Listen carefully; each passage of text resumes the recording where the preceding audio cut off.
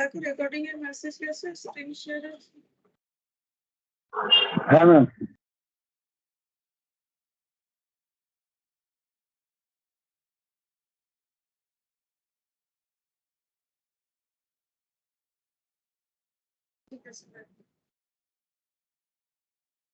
देखो हम लोग का कॉस्ट तो कंप्लीट हो गया एक बार, ठीक है। अभी हम लोग फिर स्टार्टिंग से ही कॉस्ट पढ़ेंगे, मतलब एकदम बेसिक से जो है कॉस्ट आज फिर से स्टार्ट होगा, ठीक है।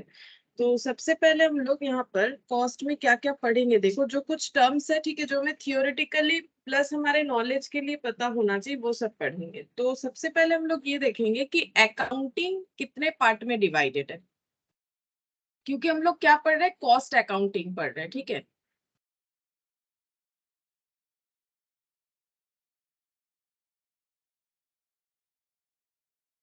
Good morning ma'am. अकाउंटिंग, देखो अकाउंटिंग का मतलब क्या होता है, रिकॉर्डिंग, ठीक है। अकाउंटिंग का मतलब होता है रिकॉर्डिंग, और रिकॉर्डिंग का हम लोग तीन पार्ट में इसे मेनली डिवाइड करेंगे। एक होता है फाइनेंशियल अकाउंटिंग, फाइनेंशियल अकाउंटिंग, ठीक है, जो कॉमर्स स्ट्रीम में आने पे सबसे पहले अकाउंटेंसी बोल के जो तुम लोग पढ़ते हो वो यही वाला पढ़ते हो, फाइनेंशियल अकाउंटिंग। इसके अलावा होता है मैनेजमेंट अकाउंटिंग,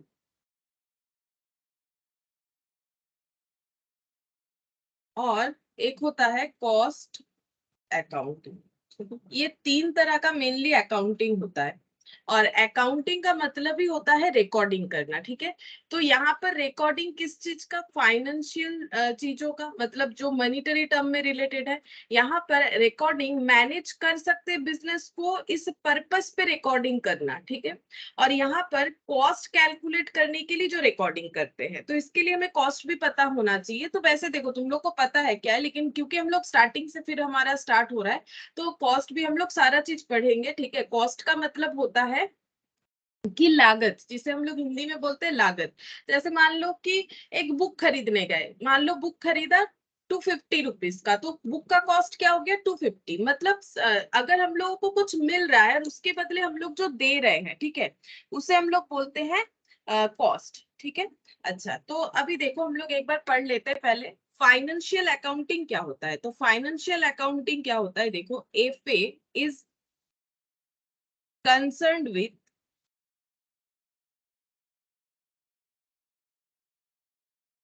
रिकॉर्डिंग। ये तुम लोग को पता है, जब तुम लोग स्टार्टिंग में अकाउंट्स पढ़ते हो तो तुम लोग को यही डेफिनेशन पढ़ाया जाता है 11th क्लास में, कि अकाउंटिंग का मतलब होता है रिकॉर्डिंग, क्लासिफाइंग, ठीक है, classifying and summarising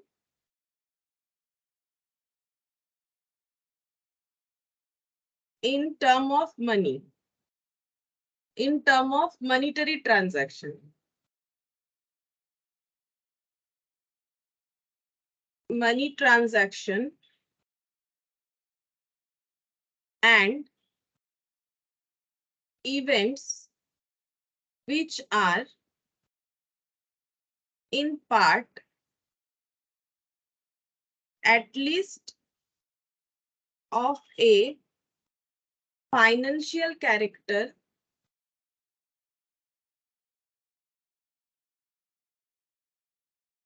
and interpreting the result thereof, and interpreting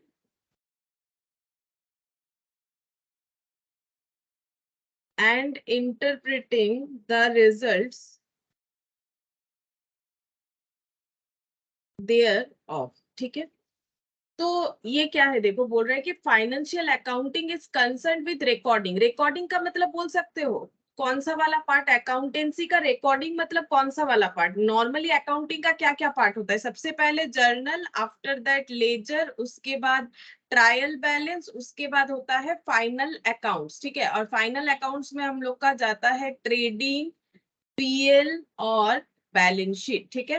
तो रिकॉर्डिंग का मतलब कौन सा होता है, financial accounting is concern with, ये क्या चीज पे काम करता है, रिकॉर्डिंग पे काम करता है। तो इसमें से रिकॉर्डिंग कौन सा वाला है, journal, ledger, trial balance, final, कौन सा रिकॉर्डिंग है, बोलो। ये तो बचपन का चीज है, कौन सा रिकॉर्डिंग किस में होता है। जर्नल का मतलब रिकॉर्डिंग नहीं होता है, रिकॉर्डिंग द ट्रांजैक्शन बोलने से तुम लोग क्या करते हो, लेजर करना स्टार्ट कर, जर्नल करते हो ना जब रिकॉर्डिंग का ट्रांजैक्शन। জার্নাল তো ওই শেয়ার ডিভিডেন্ড এইসবগুলো তো রেকর্ডিং করতে হয়। তো জার্নাল মানেই তো রেকর্ডিং না। যখন তোমাকে কখনো কোনো কোয়েশ্চেনে বলা থাকে যে কিছু ট্রানজাকশনস দিয়ে দিল তারপর বললো রেकॉर्डिंग করতে, तখন কি করি আমরা? জার্নালই করি। तो जर्नल ऑलवेज रिकॉर्डिंग। ठीक है। क्लासिफाइंग का मतलब कौन सा? क्लासिफाई करने का मतलब, क्लासिफाई का मतलब है अलग अलग जगह पे चीजों को रखना, है ना। क्लासिफिकेशन, जैसे मान लो मार्केट से वेजिटेबल लेके आए, क्या सारा वेजिटेबल देखोगे घर पे माँ को एक साथ नहीं रखती है, अलग अलग रखती है। स्पेसिफिकली जैसे पोटैटो अलग रहता है, ऑनियन अलग रहता है, या फिर वेजिटेबल्स अलग अलग देखोगे तो अलग अलग रहता है ना। क्लासिफाई करना जरूरी होता है। वैसे अकाउंट्स में भी हम लोग क्लासिफाई करते हैं। जैसे जब रिकॉर्डिंग करते हैं तो हर एक जो है अकाउंट का नाम देते हैं ना, जैसे पर्सनल यूज के लिए ड्रॉइंग्स, ठीक है, कैश होता है, चेक यूज होता है, देन बैंक होता है। तो हम लोग क्या कर रहे हैं, ये सारे अकाउंट जो ओपन कर रहे हैं इसको हम लोग अलग अलग क्लासिफाई करते हैं। तो क्लासिफाई करने के लिए मतलब जो अलग अलग अकाउंटिंग टर्म्स यूज करते हैं ना, वही क्लासिफिकेशन होता है। ठीक है। अलग अलग टर्म्स यूज करते हैं, एक ही जगह पे सारी चीजों को नहीं रख सकते। और समराइजिंग का मतलब हो गया ये वाला मेनली, ठीक है, जो रिपोर्टिंग बनता है ये समराइजिंग हो गया। समराइजिंग का मतलब है कि हम लोग समरी करते हैं कि ओवरऑल बिजनेस से हमारा प्रॉफिट आया कि लॉस आया, मतलब basically gross profit, net profit, ठीक है। और बैलेंस शीट से हम लोग ये पता करते हैं कि एसेट और जो हमारा लाइबिलिटी है उसका क्या सिचुएशन है। तो ये हम लोग का जो डेफिनेशन तुम लोग 11th क्लास से पढ़ते हुए आ रहे हो उसका मतलब यही है कि financial accounting concern with recording, classifying and summarising in terms of money transaction. जितने भी मनीटरी ट्रांजैक्शन होता है, मतलब वही जो जर्नल करते हो तो ट्रांजैक्शन का ही रिकॉर्ड करते हो ना। ट्रांजैक्शन कहाँ से लेते हो? वाउचर वगैरह से।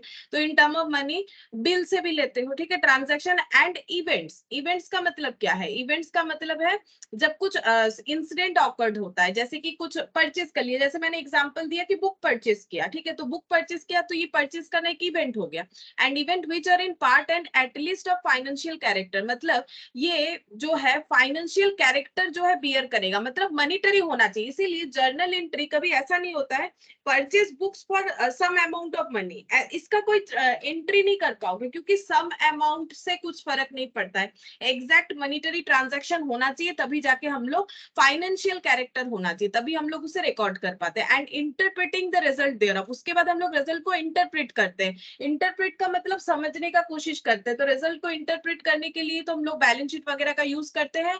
और आगे जब तुम लोग एफएम पढ़ोगे या फिर जो भी पढ़ रहे हो जिनका है फाइनेंशियल मैनेजमेंट, वहां पर रिजल्ट को इंटरप्रेट करने के लिए अलग अलग जो है एनालिसिस किया जाता है, जैसे कि रेशियो एनालिसिस होता है, कंपैरेटिव कॉमन साइज स्टेटमेंट होता है, इसके अलावा ट्रेंड एनालिसिस होता है। तो हम लोग अपने रिजल्ट को इंटरप्रेट कर पाते हैं। हाँ, बैलेंस शीट वगैरह ट्रेडिंग वगैरह से भी इंटरप्रेट कर पाते हैं, लेकिन अगर और भी एनालिसिस करना है तो हम लोग जो है एफएम का पोर्शन में चले जा सकते हैं। ठीक है। अच्छा, अब रहा मैनेजमेंट अकाउंटिंग। ये मैनेजमेंट अकाउंटिंग क्या होता है? देखो, मैनेजमेंट अकाउंटिंग का मतलब है it is design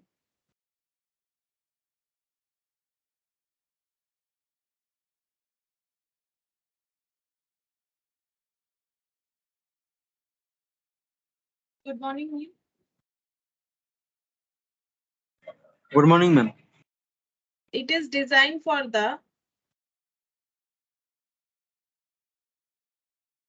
management. It is concerned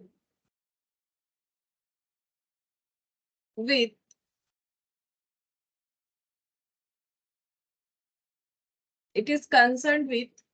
presentation of, हम अकाउंटिंग को ऐसे शॉर्टकट में लिख रहे हैं, ठीक है, presentation of accounting information in a manner which can assist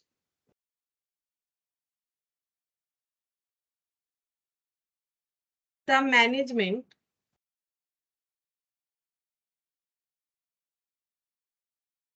in creation of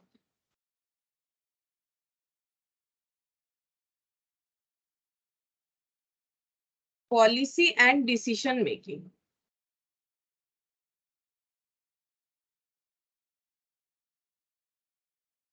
इसको पढ़ के तो समझा देंगे, लेकिन जिस्ट में बता देते हैं मैनेजमेंट अकाउंटिंग क्या होता है। मैनेजमेंट अकाउंटिंग होता है फाइनेंशियल अकाउंटिंग का जो रिपोर्ट है, उसे फाइनेंशियल अकाउंटिंग से जो रिपोर्ट निकल के आया उसे इस तरह से प्रेजेंट करना है मैनेजमेंट को, ताकि इससे मतलब इस तरह से प्रेजेंट करना पड़ेगा जिससे जो है मैनेजमेंट जो है अपना डिसीजन पॉलिसी ये सब जो है ले पाए। ठीक है, जो बिजनेस चल रहा है उसके अकॉर्डिंग जो भी स्पेसिफिक डिसीजन या अगर कोई पॉलिसी चेंज करना है, न्यू पॉलिसी अडॉप्ट करना है, कोई भी किसी भी तरह का डिसीजन ले सकती है, लेकिन इस रिपोर्ट के ऊपर डिपेंड करके। तो ये काम जो करती है उसे मैनेजमेंट अकाउंटिंग बोला जाता है। ये देखो, it is designed for the management. ठीक है, मैनेजमेंट के लिए मैनेजमेंट अकाउंटिंग का जो है डिजाइन किया गया है। It is concern with presentation of accounting information in a manner, मतलब ये जो अकाउंटिंग इंफॉर्मेशन है इसे इस तरह से प्रेजेंट किया जाता है which can assist the management, उससे मैनेजमेंट अपने आप को असिस्ट कर सकता है in creation of policy and decision making. ठीक है, पॉलिसी और डिसीजन मेकिंग कर सकता है। और कॉस्ट अकाउंटिंग जो कि हमें पढ़ना है, ये क्या होता है? कॉस्ट अकाउंटिंग का मतलब, कॉस्ट अकाउंटिंग इज, या फिर इट इज लिख दो, ठीक है, सीए नहीं लिख के इसे लिख दो, it is concerned with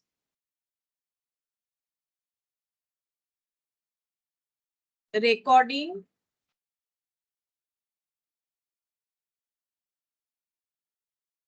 classifying and summarizing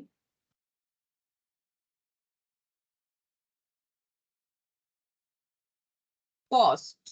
ठीक है, जैसे यहाँ पर फाइनेंशियल रिकॉर्डिंग होता है, यहाँ पर कॉस्ट का रिकॉर्डिंग होगा, क्लासिफाइंग होगा, समराइजिंग होगा। Cost for determination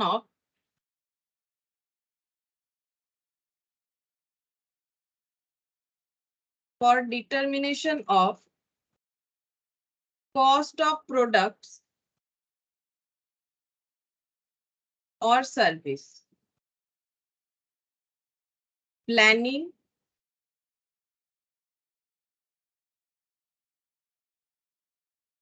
controlling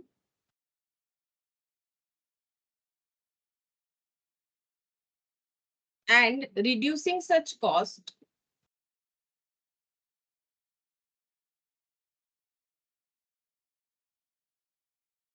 and furnishing the information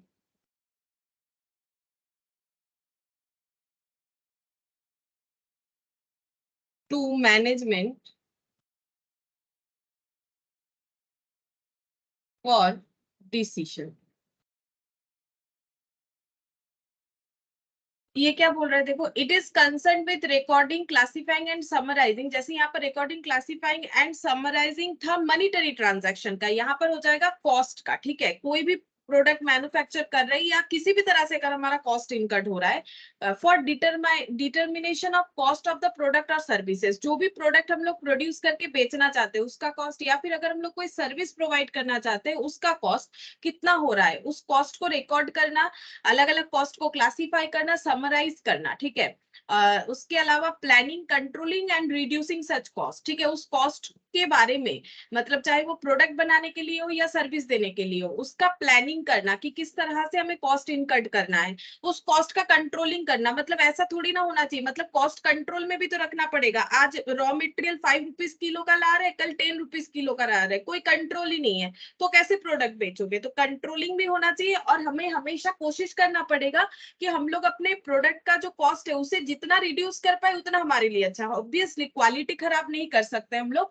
लेकिन हमें सोचना पड़ेगा कि हम लोग अपने कंपटीटर से कैसे अच्छा मार्केट कर सकते हैं, तो सस्ते में अच्छी चीज देना पड़ेगा। ठीक है, तो ये देखो यहाँ पर वही बोल रहा है, controlling the cost and reducing the cost. Control में रखो और रिड्यूस, पहले तो कंट्रोल करने का कोशिश करना चाहिए, क्योंकि पहले रिड्यूस कर पाना थोड़ा मुश्किल होता है। पहले कंट्रोल, मतलब अगर हम 5 रुपीज किलो में ला रहे हैं तो कोशिश करेंगे उससे ज्यादा ना पड़े मेरा। ठीक है, अगर रॉ मेटेरियल, एक एग्जाम्पल एग्जांपल दे रहे हैं, या फिर एक लेबर को मुझे अगर डेली का 300 रुपए देना पड़े तो उससे ज्यादा ना पड़े, मुझे ये देखना पड़ेगा कहाँ मुझे और भी सस्ते में मिलेगा, ठीक है। तो controlling and reducing such cost and furnishing the information to management, और ये सारे इंफॉर्मेशन मैनेजमेंट को देना है, ये भी मैनेजमेंट को देंगे ताकि वो डिसीजन या पॉलिसी रेडी कर पाए अकॉर्डिंग टू आवर बिजनेस, जो हमें सूट करेगा, ठीक है। तो इसीलिए फाइनेंशियल अकाउंटिंग वाले भी मैनेजमेंट अकाउंटिंग को अपना रिपोर्ट देते हैं, कॉस्ट वाले भी देते हैं, ताकि ये जो है डिसीजन ले पाए कि हमारा डिसीजन क्या होगा, हमारे ऑर्गेनाइजेशन के लिए बेटर क्या होगा, ठीक है। तो ये तो गया जस्ट एक इंट्रो, मैंने बता दिया कि अकाउंटिंग कितने तरीके का हो सकता है, ठीक है। अब हम लोग क्या करेंगे यहाँ पर, नेक्स्ट जो पढ़ेंगे दैट इज कॉस्ट अकाउंटिंग, क्योंकि हम लोग कॉस्ट पढ़ रहे हैं तो कॉस्ट का इंट्रोडक्शन। अभी हम लोग ये पार्ट नहीं पढ़ेंगे, ये तो जस्ट मैंने एक इंट्रो दिया, हमें इसके ऊपर पूरा डिटेल्स पढ़ना है, ठीक है। इसके ऊपर पूरा डिटेल्स पढ़ना है, छोटा छोटा टर्म्स ईच एंड एवरीथिंग। तो यहाँ पर सबसे पहले लिखेंगे कॉस्ट का इंट्रोडक्शन कब हुआ, देखो कॉस्ट इंट्रोडक्शन ऐसे करके लिखते हैं, ठीक है। पहले देखो जब 15th सेंचुरी में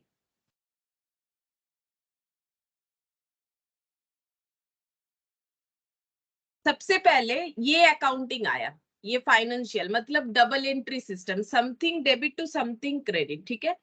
ये जो फाइनेंशियल अकाउंटिंग है यानी डबल एंट्री सिस्टम, ये सबसे पहले आया था 15th सेंचुरी में इटली में। जो है पता है तुम लोग को अकाउंटिंग का इन्वेंशन किसने किया था, अकाउंट्स किसने सोचा था, बोलो।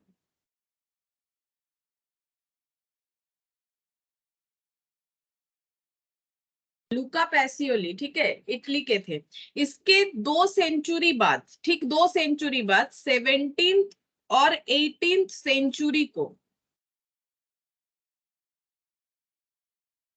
कॉस्ट अकाउंटिंग का सोचा गया, ठीक है। कॉस्ट अकाउंटिंग के बारे में सोचा गया, ये इन्वेंशन 15th सेंचुरी को हुआ था ये वाला, और कॉस्ट अकाउंटिंग का इन्वेंशन हुआ है लगभग 17th से 18th सेंचुरी में, और ये सबसे पहले हुआ था फ्रांस में और जर्मनी में, ठीक है। तो कॉस्ट अकाउंटिंग का जो इन्वेंशन हुआ था वो पहले फ्रांस एंड जर्मनी में हुआ था, लेकिन स्मॉल ब्रांचेस में हुआ था, ठीक है। ज्यादा फैला हुआ नहीं था, ये स्मॉल ब्रांचेस में हुआ था। ये सब छोटा छोटा पॉइंट इसीलिए लिखवा रहे, इससे एमसीक्यू वगैरह आता है इसीलिए, ठीक है। एमसीक्यू वगैरह आएगा, जिनका ट्रू फॉल्स है ट्रू फॉल्स आता है, जिनका मैचिंग है मैचिंग भी आ जाता है, ठीक है। तो एमसीक्यू के पैटर्न में जितने सारे पैटर्न हो सकते हैं, फिल इन द ब्लैंक्स वगैरह ये सब होता है, तो ये सब थोड़ा थोड़ा याद रखो स्टोरी की तरह, और कुछ नहीं। तो कॉस्टिंग सबसे पहले फ्रांस और जर्मनी में आया था, स्मॉल ब्रांचेस में जो है ये स्टार्ट हुआ था, ये अकाउंटिंग सिस्टम मतलब कॉस्ट अकाउंटिंग सिस्टम।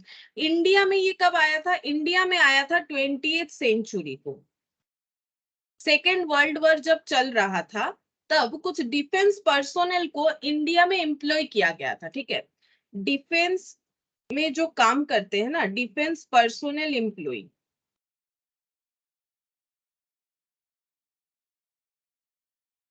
इनको इंडिया में कोलकाता में, ठीक है। इसीलिए कॉस्ट का इंस्टीट्यूट आज भी हेड ऑफिस, बाकी सारे हेड ऑफिस लाइक सीए का देख लो, सीएस का देख लो, वो दिल्ली में है, लेकिन जो कॉस्ट अकाउंटिंग का मतलब कॉस्ट का जो मतलब सीएमए का जो इंस्टीट्यूट का हेड है वो आज भी कोलकाता में ही है, ठीक है। तो कुछ डिफेंस पर्सोनेल को 20th सेंचुरी जब सेकेंड वर्ल्ड वॉर चल रहा था, ऑन दैट मोमेंट उनको इंडिया में भेजा गया था, और कॉस्ट अकाउंटिंग सिस्टम को अप्लाई करने के लिए भेजा गया था, ठीक है। कॉस्ट अकाउंटिंग सिस्टम को अप्लाई करने के लिए भेजा गया था। तो ये इंडिया में कॉस्टिंग का जो मतलब सिस्टम है ये तब आया, और 1959 में इंस्टीट्यूट बना ICWAI नाम पे, ठीक है। अभी तो ये नाम चेंज हो गया है, पहले सबसे पहले यही वाला नाम था, और ये क्या नाम है, institute of cost and work accountant of India, ठीक है। वर्क या वर्किंग एक बार देख सकते हो तुम लोग, मुझे थोड़ा सा उतना याद नहीं आ रहा है, ठीक है। ये सबसे पहले इस नाम पे था, अभी तो ये नाम है institute of cost and management accounting of India, ठीक है। अभी तो ये नाम है, करेंटली ये है। ठीक है। तो इस तरह से कॉस्टिंग का जो मतलब कंसेप्ट है वो हमारे इंडिया में इस तरह से पहुंचा। ठीक है। सबसे पहले लेकिन फाइनेंशियल अकाउंटिंग का ही इन्वेंशन हुआ था, मतलब बोल सकते हो ये हिस्ट्री हो गया हमारा। ठीक है। हिस्ट्री हो गया कि किस तरह से अकाउंट्स जो है आया। तो सबसे पहले 15th सेंचुरी में इटली में जो है अकाउंटिंग सिस्टम मतलब फाइनेंशियल अकाउंटिंग का इन्वेंशन हुआ। आफ्टर दैट कॉस्टिंग का हुआ फ्रांस और जर्मनी में, और इंडिया में ये 20th सेंचुरी में आया। ठीक है। अच्छा, अब हम लोग इस पे टर्म्स पढ़ना स्टार्ट करते हैं। जैसे सबसे पहला टर्म हमें पढ़ना चाहिए कॉस्ट पे। ठीक है। कॉस्ट क्या होता है? तो कॉस्ट का मतलब होता है कि अगर हम लोग कुछ भी रिसोर्सेस, चाहे वो पैसा हो या पैसे जैसा कुछ हो, ठीक है, मनी या मनी सोर्स, ठीक है, वो देके अगर हमें एक्सचेंज में कुछ मिल रहा है तो उसे हम लोग क्या बोलते हैं? कॉस्ट बोलते हैं। तो ये देखो, amount of resource in money और मनीज ओर्थ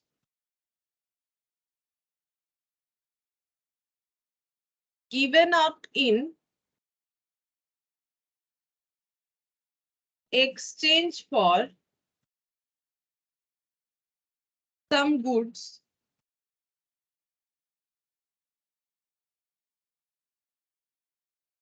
expenditure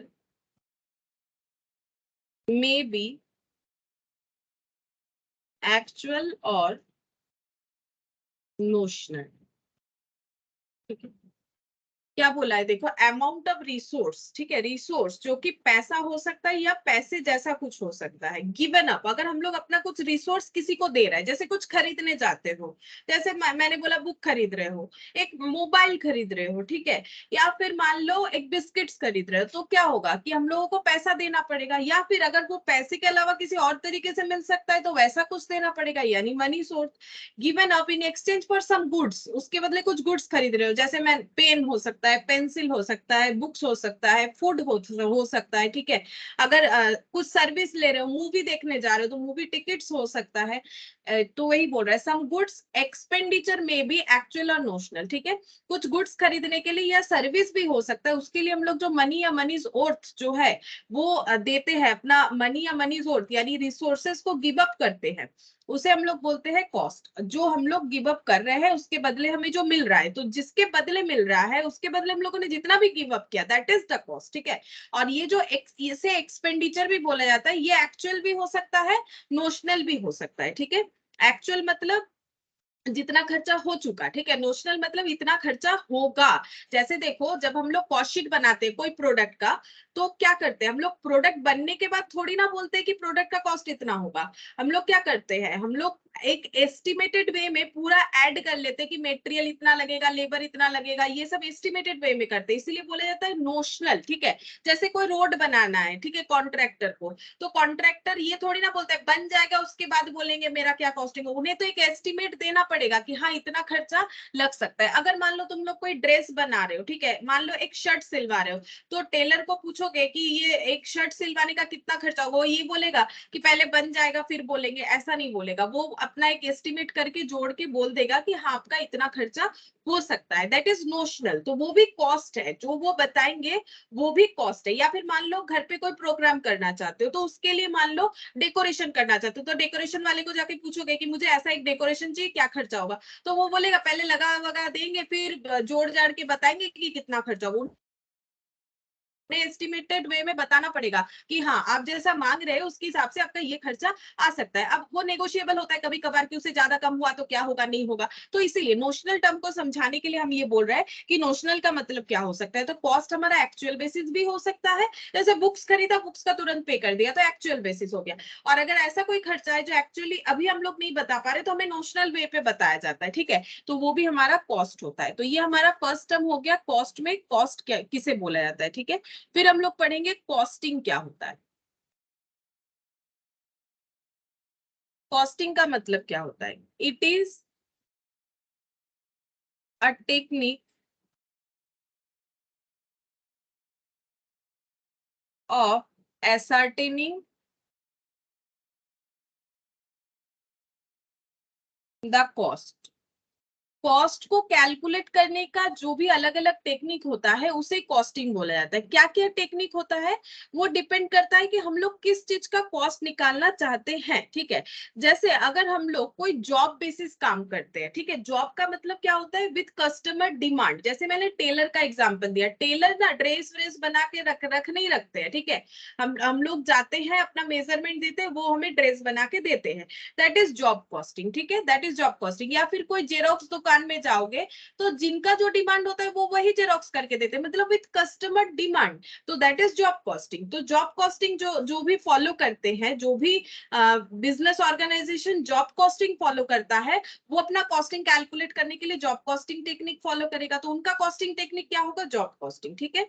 बैच कॉस्टिंग, जो कस्टमर डिमांड पे नहीं करते हैं, बैचेस में चीजों को बना के बेचते हैं। जैसे मान लो जो है मेडिकल इंडस्ट्री, ठीक है, जो भी मेडिसिन वगैरह बनता है वो बैच में बनता है, ठीक है। जब हम बैच कॉस्टिंग पढ़ाए थे, तुम लोगों ने पढ़ा होगा, तो बैच कॉस्टिंग में देखोगे मेडिसिन, हर मेडिसिन के पीछे एक बैच नंबर लिखा हुआ रहता है, या फिर घर पे कोई भी क्रीम कॉस्मेटिक्स कुछ भी होता है, उसके पीछे देखोगे बैच जो नंबर, जैसे टूथपेस्ट वगैरह ये सब बैच में प्रोड्यूस होता है। ये देखो ना, जो भी टूथपेस्ट वगैरह है, ये क्या कोई पर्टिकुलर कस्टमर को सोच के बनाया जाता है कि ये कस्टमर आएगा ऐसा मांगेगा, नहीं। जो भी टाइप ऑफ जो प्रोडक्ट बनाता है कोई कंपनी, वो अपना बैचेस में वो प्रोड्यूस करते जाता है और फिर उसे रिटेल मार्केट में भेज देता है, फिर उसके बाद वो सेल होते रहता है। जैसे मेडिसिन वगैरह, अब जैसे मान लो सैरिडन है, ठीक है, तो क्या सैरिडन ऐसे सोचा जाता है कि वो कस्टमर मांगेगा तो ही सैरिडन बनेगा, नहीं, वो बैचेस में बन रहा है, ठीक है। अब जिनको जरूरत है वो जाके, जिनको वो मेडिसिन जो है मेडिकेट किया जाता है वो जाके खरीद लेते हैं, ठीक है। तो बैच कॉस्टिंग ये हो गया। जैसे कि कॉस्मेटिक्स वगैरह में भी बैच कॉस्टिंग होता है, तो बैच कॉस्टिंग कस्टमर डिमांड पे नहीं होता है, तो जो ऐसे काम करते हैं वो अपना कॉस्ट को कैलकुलेट करने के लिए बैच कॉस्टिंग का टेक्निक यूज करेंगे। इसके अलावा standard costing technique, contract costing, ठीक है। कॉन्ट्रैक्ट कॉस्टिंग जो भी कंस्ट्रक्शन का काम करते हैं, ठीक है। कॉन्ट्रैक्ट कॉस्टिंग कौन यूज करते हैं, जो कंस्ट्रक्शन का काम करते हैं, मोर देन 1 ईयर पे जिनका फिनिश गुड्स बन के रेडी होता है, वो कॉस्टिंग कैलकुलेट करने के लिए कॉन्ट्रैक्ट कॉस्टिंग को यूज करेंगे। Now cost accounting, cost accounting ये मैंने यहाँ पर अगर देखो तो ऑलरेडी लिखवाया है, लेकिन एक बार हम छोटा सा एक डेफिनेशन लिखवा देते हैं, ठीक है, जरूरी है तो लिखवा देते हैं। देखो, कॉस्ट अकाउंटिंग का मतलब है, it is a process of accounting, ये अकाउंटिंग का ही एक प्रोसेस है।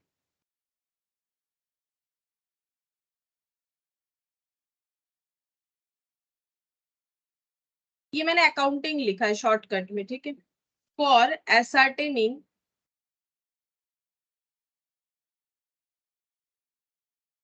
the cost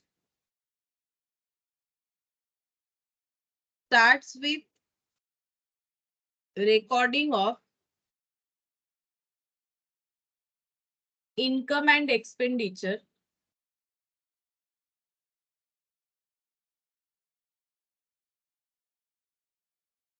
and ends with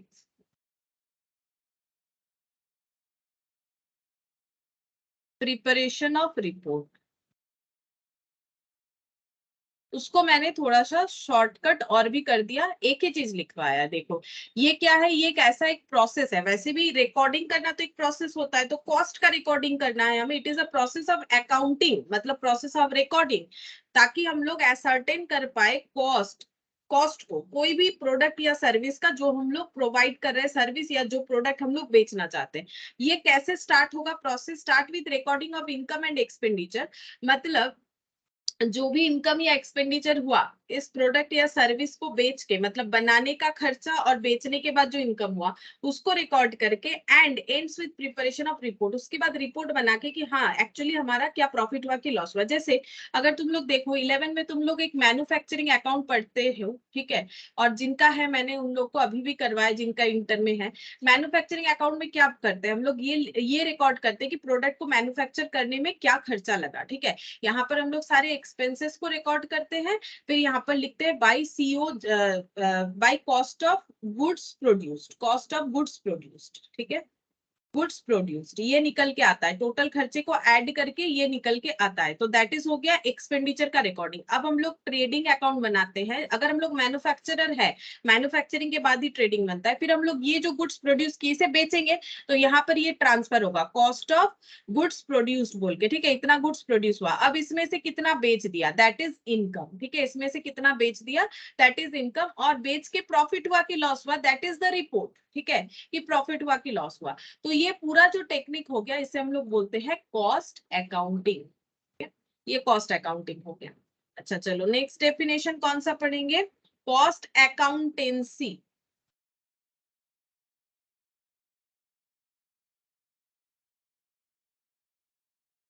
अब ये क्या है, कॉस्ट अकाउंटेंसी क्या है, कॉस्ट अकाउंटेंसी का मतलब ये देखो, कॉस्टिंग प्लस कॉस्ट अकाउंटिंग, ये दोनों मिलके ना एक्चुअली होता है कॉस्ट अकाउंटेंसी, ठीक है, ये दोनों मिलके होता है कॉस्ट अकाउंटेंसी, मतलब टेक्निक और प्रोसेस दोनों मिलके, ठीक है, तो कॉस्ट अकाउंटेंसी का मतलब क्या हो गया, इसको हम यहाँ पर डिफाइन करके लिखते हैं, इट इज एन एप्लीकेशन, ये एक एप्लीकेशन है of costing and cost accounting. मतलब हम लोगों ने जो काम करना है, हमारा ऑर्गेनाइजेशन जो काम करता है उसके हिसाब से हम लोग अपना टेक्निक तो सोच लिए हैं, ठीक है, हम लोगों ने अपना जो एक्सपेंडिचर और इनकम है उसे रिकॉर्ड भी कर लिया, रिपोर्ट भी रेडी कर लिया। अब ये पूरे चीज को जैसे जिस तरह से हम लोग कर रहे हैं, मतलब इसका जो एप्लीकेशन हो रहा है उसको हम लोग बोलते हैं cost accountancy. It is an application of costing and cost accounting for cost control and ascertainment of profitability।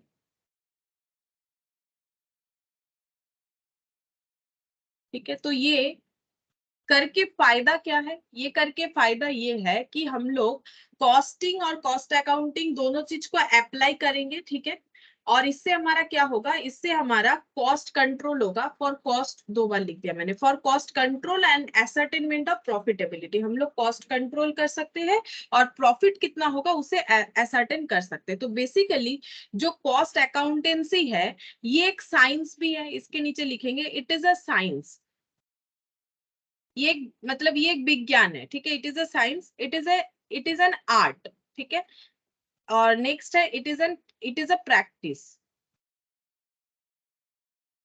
ठीक है। अब ये साइंस क्यों है, साइंस इसलिए है क्योंकि सिस्टेमेटिक बॉडी ऑफ नॉलेज, ठीक है,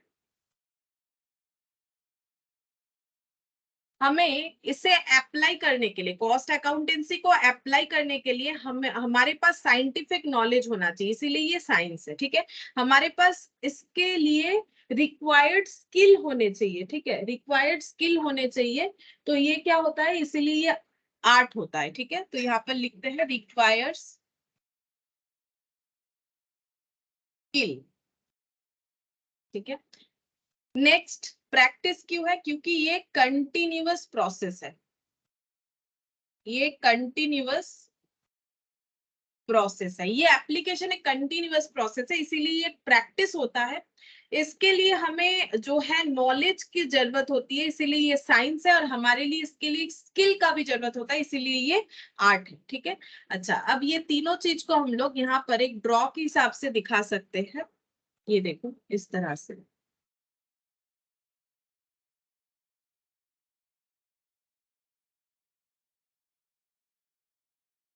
यहाँ पर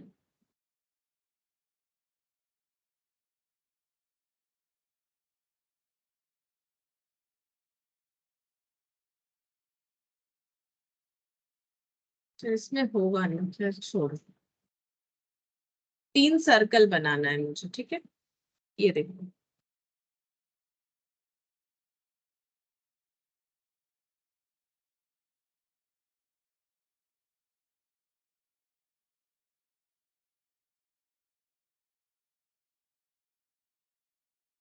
अच्छा ये अगर कॉस्टिंग है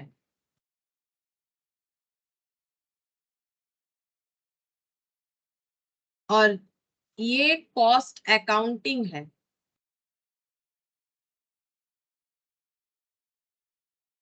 तो ये कॉस्ट अकाउंटेंसी है। मतलब सबसे पहले कॉस्टिंग करना पड़ेगा, जो भी प्रोडक्ट या सर्विस प्रोवाइड कर रहे हैं उसके लिए हमारा मनी या मनी सोर्स यानी रिसोर्सेज क्या गया और क्या मिला, that is the costing. Cost accounting का मतलब क्या हो जाता है कि हम लोग जिस प्रोसेस पे ये जो कितना कॉस्ट आया गया इसका रिकॉर्डिंग करते हैं, दैट इज कॉस्ट अकाउंटिंग। और ये दोनों चीज को जब हम लोग मिला के एप्लीकेशंस लाते हैं तो इसे बोला जाता है कॉस्ट अकाउंटेंसी। ठीक है, तो ये सबसे बाद में आता है। ठीक है, चलो नेक्स्ट हम लोग पढ़ेंगे कॉस्ट यूनिट। कॉस्ट यूनिट क्या होता है? तो हर एक चीज का एक यूनिट होता है। जैसे बाजार में जाके कभी बोलोगे मुझे आलू दे दो, तो फिर आलू वाला ये पूछेगा ना कि बोलो कितना चाहिए, कितना चाहिए, मतलब वो बोल रहा है बेसिकली यूनिट में बता दो भाई, 1 किलो चाहिए, 5 किलो चाहिए, कितना चाहिए। आलू दे दो बोलने से कोई देगा नहीं। जाके बोलोगे कि बिस्किट दे दो, तो कौन देगा? पूछेगा ना भाई कौन सा बिस्किट चाहिए पहले तो, और दूसरा कि कितना पैकेट चाहिए। ठीक है, तो दैट इज यूनिट। यूनिट बहुत जरूरी है मेजरमेंट करने के लिए। तो कॉस्ट भी हमें यूनिट में, इसीलिए देखोगे हम बार बार बोलते हैं जब हम लोग प्रैक्टिकल क्लासेस करते हैं कि हर एक जगह पे यूनिट लिखना पड़ेगा। जैसे कि ये क्या है, पर किलो है, पर किलोमीटर है, क्या है, नहीं है, ये लिखना पड़ेगा, दैट इज कॉस्ट यूनिट। ठीक है, तो कॉस्ट यूनिट का मतलब हो गया it is a unit of product service. Product बेचो या सर्विस बेचो, ठीक है, it is a unit of product service और टाइम और combination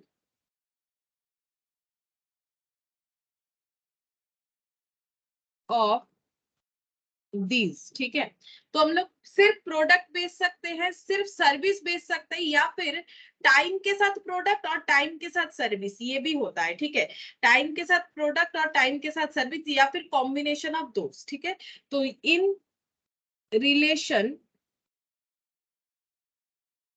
to which cost may be ascertained or expressed। जैसे देखो टाइम के साथ प्रोडक्ट का मतलब क्या होता है पता है? जैसे इको पार्क में होता है ना, साइकिल अगर जो है साइकिल राइड करते हो, या कभी कहीं पर इको पार्क क्यों, कहीं पर अगर बोटिंग राइड कभी करते हो या फिर देखा तो होगा, तो वहां पर क्या होता है कि साइकिल हमें दे दिया जाता है या फिर बोट हमें दे दिया जाता है, लेकिन उसके साथ एक टाइम को फिक्स कर दिया जाता है। ठीक है, कि आप इतने टाइम बाद आप वापस करके जाइएगा। ठीक है, तो वो साइकिल वगैरह ऐसा थोड़ी ना कि हम लोग खराब करके दे देंगे तो वो मान लेंगे, ऐसा नहीं होता है। ठीक है, तो मतलब साइकिल भी मतलब 1 घंटा या जो भी होता है, मुझे नहीं पता, 30 मिनट्स 1 आवर जो भी होता है, तो उसमें क्या होता है कि हमें उस टाइम के अंदर उस प्रोडक्ट को भी वापस करना है और वो सर्विस हमें मिलेगा। मतलब सर्विस जो प्रोडक्ट एंड टाइम, ये दोनों हम लोगों ने क्या किया, सेल किया। ठीक है, प्रोडक्ट भी दिया, टाइम, लेकिन प्रोडक्ट बाद में वापस हो जाएगा। ठीक है, सर्विस एंड टाइम। ठीक है, सर्विस एंड टाइम ये भी होता है कि सर्विस प्रोवाइड करते हैं टाइम बेसिस पे। जैसे लॉयर वगैरह होते हैं ना, एक टाइम बेसिस पे जो है अपना जो है सर्विस देते हैं। ठीक है, तो ये हो जाता है। तो प्रोडक्ट सर्विस और टाइम, ठीक है, या फिर कॉम्बिनेशन ऑफ दिस का मतलब ये है product and time, service and time, ये टाइम के साथ कॉम्बिनेशन हम बता रहे हैं। ठीक है, जैसे मान लो मूवी देखने जाते हो तो वहां सर्विस विथ टाइम के साथ ही होता है ना, ऐसा थोड़ी है कि बैठे ही रहोगे, हो गया टिकट का वैलिडिटी खत्म। ठीक है, एक शो हो गया, जितने टाइम का लिया था टिकट का वैलिडिटी खत्म, इसीलिए टाइम बोला जाता है। In relation to which cost may be ascertain और एक्सप्रेस। ठीक है, जिसके लिए हम लोग कॉस्ट को असर्टेन या एक्सप्रेस कर रहे हैं उसके हिसाब से हम लोग यूनिट को आइडेंटिफाई करते हैं। जैसे एग्जाम्पल के तौर पे अगर किसी का ऑटोमोबाइल इंडस्ट्री है, ठीक है, तो वो अपने जो भी प्रोडक्ट बनाते हैं उनका यूनिट वो नंबर लगाते हैं। ठीक है, इतने सारे गाड़ी बन गए तो नंबर नंबर होता है इनका। ठीक है, अगर कोई सीमेंट मैन्युफैक्चरिंग कंपनी है तो उनके लिए टन होता है उनका यूनिट, या फिर पर बैग भी होता है। ठीक है, टन या फिर पर बैग भी होता है। अच्छा, इसके अलावा अगर कोई केमिकल बनाती है कंपनी तो लीटर हो सकता है, गैलन हो सकता है, पर गैलन या फिर पर लीटर, ठीक है। डॉक्टर मतलब सर्विस वाला आ गया, या फिर टीचर, ठीक है। तो डॉक्टर का पर पेशेंट मतलब डॉक्टर एक सोचते नहीं कि एक पेशेंट पे हम इतना टाइम देंगे, ऐसा थोड़ी कि एक ही पेशेंट का बात सुनते जाएंगे, मतलब एक तो लिमिटेशन होगा ना कि मुझे क्या जरूरत है, किस बात के लिए पेशेंट आया है।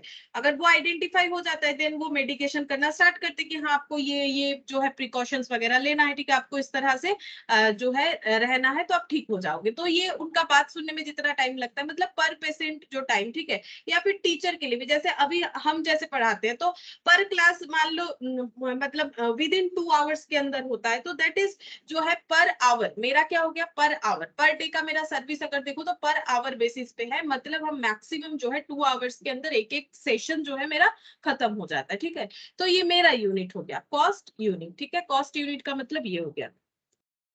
नेक्स्ट हम लोग पढ़ेंगे कॉस्ट सेंटर क्या होता है।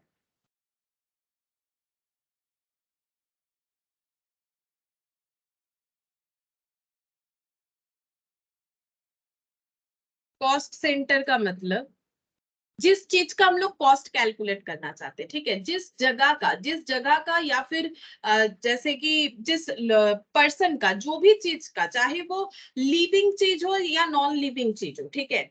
मतलब कोई ह्यूमन बीइंग का भी हो सकता है या फिर कोई जो है नॉन लिविंग चीजों का भी हो सकता है, मतलब कोई ऑब्जेक्ट एलिमेंट भी हो सकता है और कोई ह्यूमन बीइंग भी हो सकता है, जिसका हम लोग कॉस्ट कैलकुलेट करना चाहते हैं वही हमारा कॉस्ट सेंटर कहलाता है, ठीक है।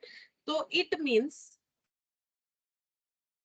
लोकेशन, ये लोकेशन हो सकता है, कोई पर्सन हो सकता है, कोई इक्विपमेंट हो सकता है, और ग्रुप ऑफ देम मतलब ग्रुप में भी हो सकता है, group of location, group of person, group of equipment for which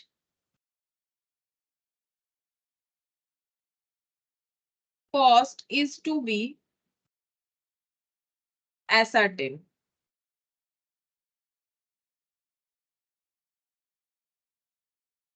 It is used for cost control purpose. ठीक है।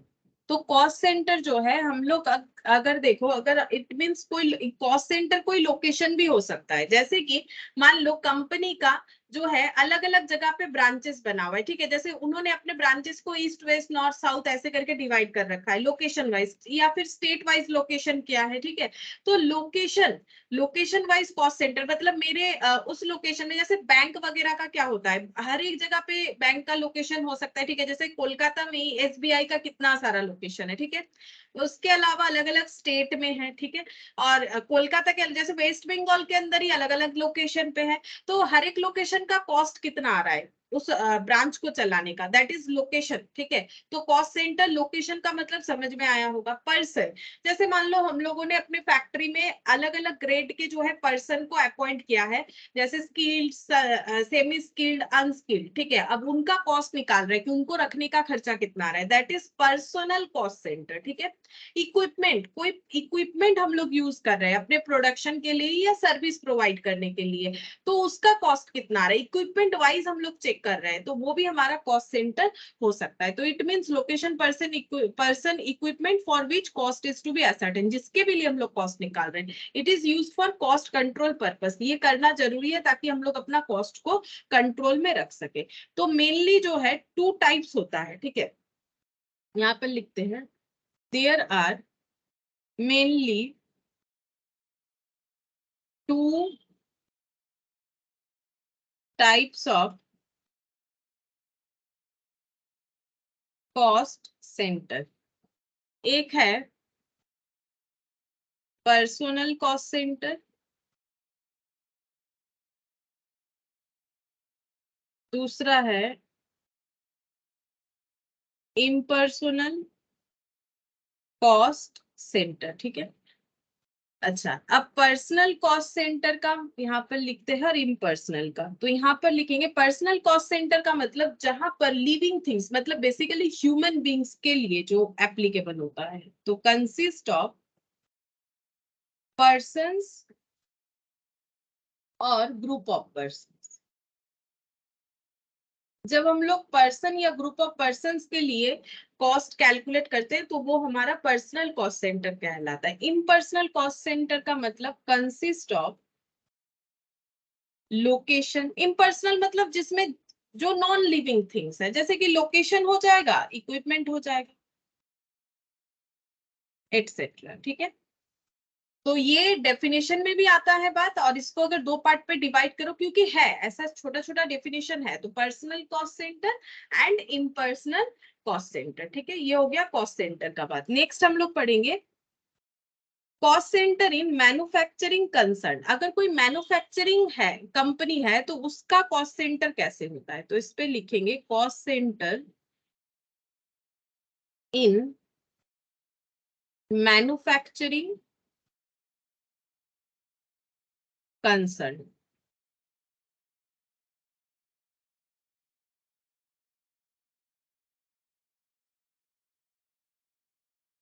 इनका दो होता है मेनली, एक होता है production cost centre,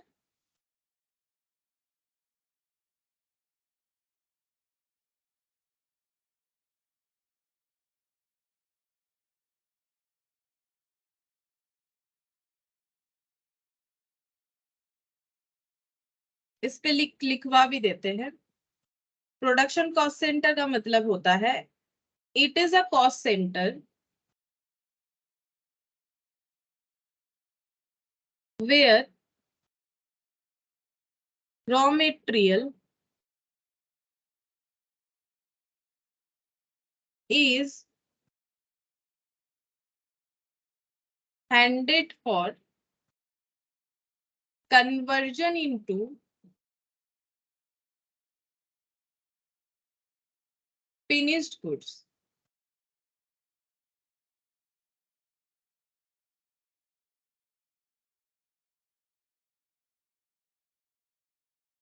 Here both direct and indirect expenses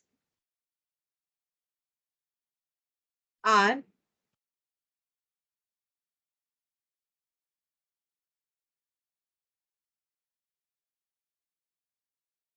incurred.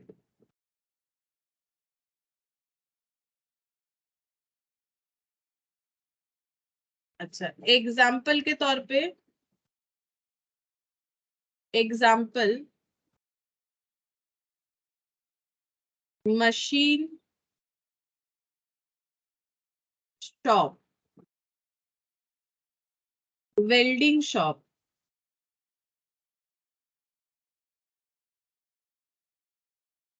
Assembly shop.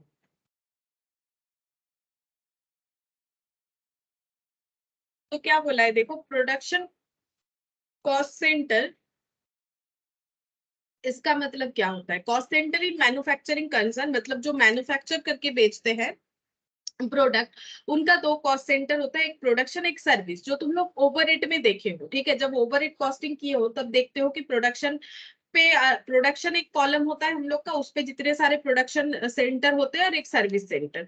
तो प्रोडक्शन सेंटर मतलब जहां पर मेनली प्रोडक्शन का काम होता है। तो ये कौन सा कॉस्ट सेंटर है, पहला बात है कॉस्ट सेंटर याद रखो, ऐसा नहीं कि कॉस्ट सेंटर भूल जाओ। कॉस्ट सेंटर का मतलब होता है जिस चीज का हम लोग कॉस्ट कैलकुलेट करना चाहते हैं, वो कोई लोकेशन हो सकता है, वो कोई इक्विपमेंट हो सकता है, वो कोई ह्यूमन बीइंग हो सकता है।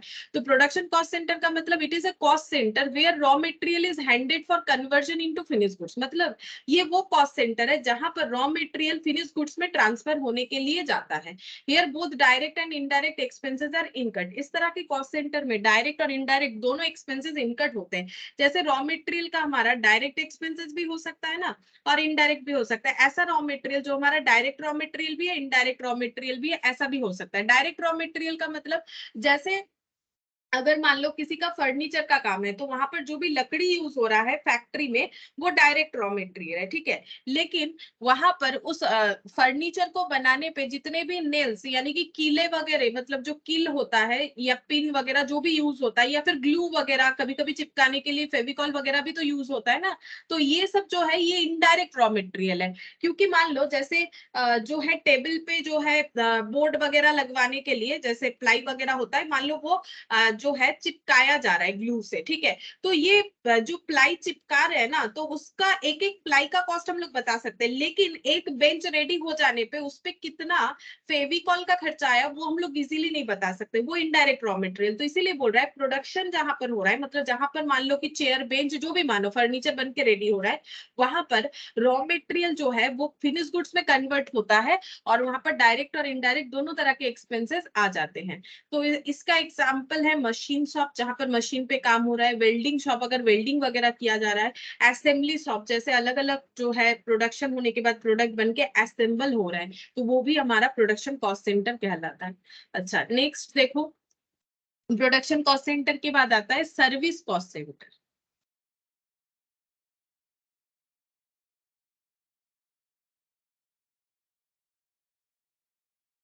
इसके बारे में भी लिखवा देते, सर्विस कॉस्ट सेंटर क्या होता है, इट इज एक cost centre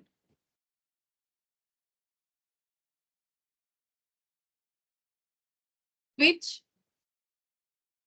serves as an ancillary unit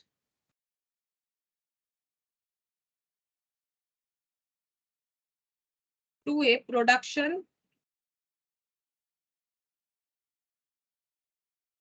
cost centre, ठीक है। एंसिलरी यूनिट होता है, जैसे मान लो कि किसी ऑर्गेनाइजेशन के अंदर कैंटीन का फैसिलिटी है, ठीक है। तो ये जो है कैंटीन जो चल रहा है उसका भी खर्चा आएगा, तो उसका खर्चा कैलकुलेट करना पड़ेगा, तो दैट इज कॉस्ट सेंटर क्या हो गया, कैंटीन हो गया। अब कैंटीन में पर यूनिट का खर्चा, मतलब अगर कॉस्ट यूनिट ढूंढो तो क्या आएगा, पर मील पर पर्सन, ठीक है। तो यहाँ पर बोल रहा है सर्विस कॉस्ट सेंटर जो है it is a cost centre, ये भी एक कॉस्ट सेंटर हो सकता है क्योंकि इसके भी इसको रखने का भी कॉस्ट होता है। अब क्या कैंटीन ही एक लौता एग्जाम्पल है, नहीं। जैसे मान लो कि एक मेंटेनेंस जो है मेंटेनेंस सेंटर बनाया गया है कि अगर कोई भी मशीन खराब होता है वहां पर कुछ एक्सपीरियंस लोगों को रखा गया है, स्किल्ड लोगों को रखा गया है, जब भी कोई मशीन वगैरह खराब होता है तो वो लोग आके फटाफट ठीक कर देते हैं ताकि काम जो है रुका हुआ ना रहे। या फिर मान लो कुछ मैकेनिक जैसे एक्सपर्ट रख सकते हैं, वैसे मान लो कुछ इलेक्ट्रिशियन को रख सकते हैं जो एक्सपर्ट होता है, जैसे कि कभी भी अगर जो है पावर ऑफ कट होता है तो वो लोग उसे सॉल्व कर देते हैं। तो मेंटेनेंस कॉस्ट सेंटर तो हमेशा जरूरत नहीं होता है, लेकिन उनका काम है आके हर रोज जो है अपना ड्यूटी देना, जब भी जरूरत होगा वो अपना काम परफॉर्म करेंगे। तो ये सब होता है सर्विस कॉस्ट सेंटर। और ये क्या होता है, ये एक एंसिलरी यूनिट होता है। एंसिलरी का मतलब जुड़ा हुआ, प्रोडक्शन सेंटर के साथ जुड़ा हुआ, मैंडेटरी नहीं है, ठीक है। एंसिलरी है, अगर हम लोग रखें तो हमारा प्रोडक्शन जो है स्मूथली रन करेगा, ठीक है। लेकिन ऐसा नहीं है कि इसके बिना प्रोडक्शन बंद हो जाएगा, ठीक है। तो ancillary unit to a production cost centre, production cost centre से जुड़ा हुआ एक यूनिट है, एंसिलरी यूनिट है, ठीक है। अच्छा जैसे एग्जांपल है power house, payroll processing department etcetera. मैंने कैंटीन वगैरह का एग्जांपल दिया, तुम लोग चाहो तो वो भी लिख सकते हैं। अच्छा और एक कॉस्ट सेंटर होता है responsibility cost centre.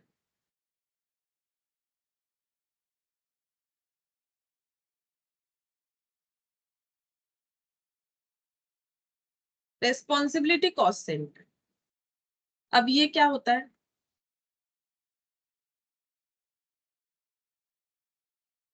Responsibility cost centre का मतलब होता है जब कोई एक पर्टिकुलर पर्सन को कोई रेस्पॉन्सिबिलिटी दिया जाता है, ठीक है।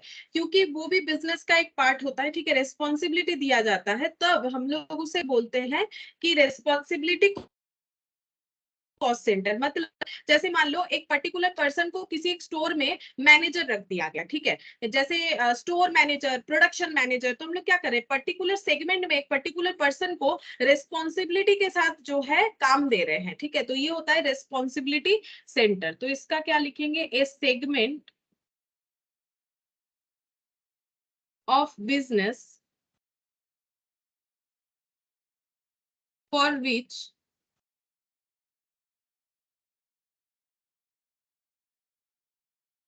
responsibility is assigned to a specific person.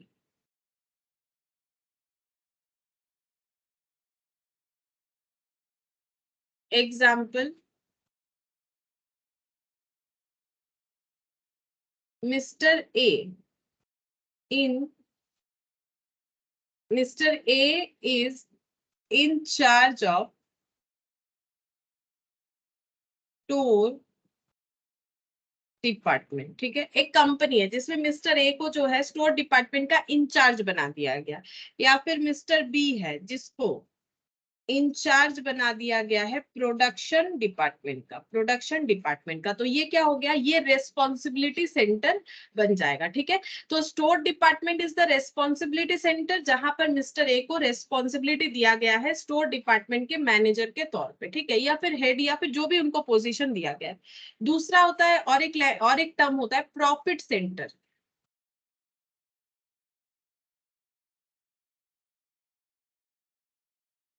ठीक है, जैसे हम लोगों ने क्या पढ़ा, कॉस्ट सेंटर, बात समझो, हम लोग क्या पढ़ रहे थे, कॉस्ट सेंटर दो तरह का होता है, पर्सनल, इम्पर्सनल। लेकिन अगर कोई मैन्युफैक्चरिंग कंसर्न है तो उसमें प्रोडक्शन कॉस्ट सेंटर होता है, सर्विस कॉस्ट सेंटर। ये कंप्लीट हो गया। अब हम लोग पढ़ रहे हैं कॉस्ट सेंटर जैसे होता है वैसे रेस्पॉन्सिबिलिटी सेंटर होता है। कॉस्ट सेंटर का मतलब जिसका कॉस्ट, हम लोग जिस चीज का कॉस्ट कैलकुलेट कर रहे हैं, वो सेंटर कोई लोकेशन हो सकता है, वो सेंटर कुछ कोई पर्सन हो सकता है, वो सेंटर कोई इक्विपमेंट हो सकता है। अब हम लोग पढ़ रहे हैं रेस्पॉन्सिबिलिटी सेंटर, मतलब जहां पर किसी को रेस्पॉन्सिबिलिटी दिया जाएगा। नेक्स्ट हम लोग पढ़ेंगे प्रॉफिट सेंटर पढ़ रहे हैं। ठीक है, प्रॉफिट सेंटर का मतलब क्या होता है, प्रॉफिट सेंटर का मतलब a segment of business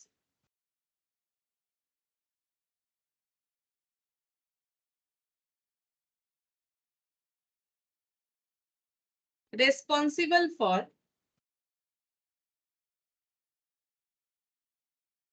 all activities that is cost as well as revenue। ठीक है, मतलब किसी को प्रॉफिट का रिस्पॉन्सिबिलिटी दिया गया है कि प्रॉफिट इतना करके दिखाओ, मतलब उनके ऊपर जैसे कॉस्ट का रिस्पॉन्सिबिलिटी, क्योंकि वो कॉस्ट जितना रिड्यूस या कंट्रोल कर पाएंगे उतना ही वो रेवेन्यू से प्रॉफिट जो है अर्न कर पाएंगे। ठीक है, मतलब सेल का रिस्पॉन्सिबिलिटी भी उनका, कॉस्ट का रिस्पॉन्सिबिलिटी भी उनका, क्योंकि उनको प्रॉफिट का रिस्पॉन्सिबिलिटी दिया गया है। ठीक है, तो यहाँ पर लिखते हैं, एक एग्जाम्पल देते हैं। ये क्या हो गया, एक बार पढ़ के बता देते हैं। ए सेगमेंट ऑफ बिजनेस, बिजनेस का वो segment responsible for all activities. All activities क्यों बोला है, क्योंकि प्रॉफिट का अगर किसी को रेस्पॉन्सिबिलिटी दिया है तो कॉस्ट से लेके, मतलब प्रोडक्ट बनाओ या फिर सर्विस प्रोवाइड करो, उसका कॉस्ट कितना होगा, फिर उसको कितने में बेचोगे, तभी ना पता चलेगा प्रॉफिट कितना है। इसीलिए प्रॉफिट सेंटर मतलब सारे एक्टिविटीज का रेस्पॉन्सिबिलिटी लेना। जैसे कि एक एग्जाम्पल के तौर पे, an electronic company having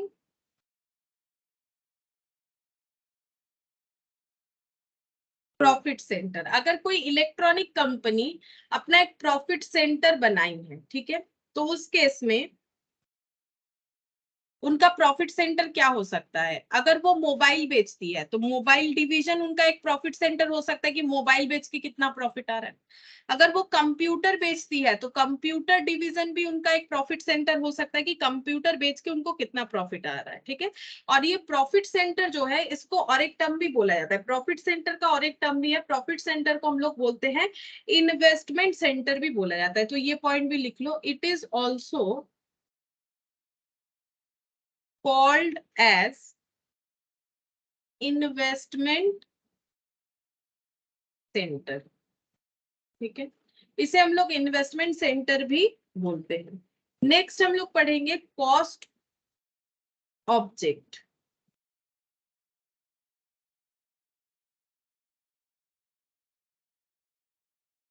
cost calculate करने का ऑब्जेक्ट क्या है। ठीक है, तो cost object is anything for which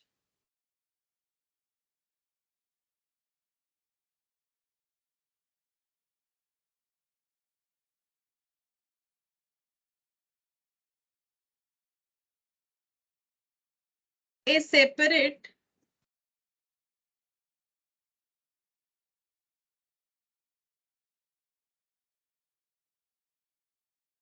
measurement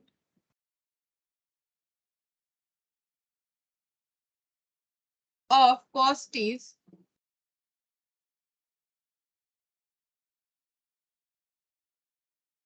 required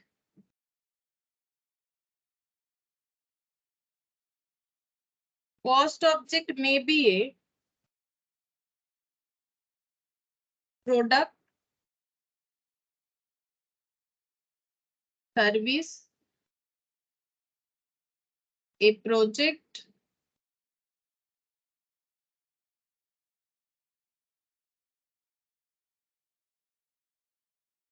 a brand,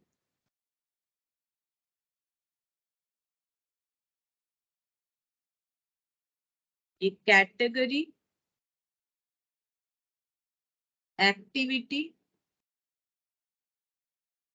a department, or a program.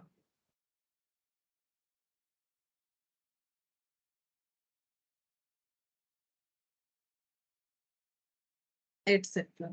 Cost object क्या बोल रहा है? Cost object is anything. Cost object कुछ भी हो सकता है for which is separate measurement of cost is required, जिसके लिए हम लोग अलग से कॉस्ट को कैलकुलेट करेंगे. जिस चीज का हम लोग कॉस्ट कैलकुलेट करेंगे वही हमारा कॉस्ट ऑब्जेक्ट हो जाएगा.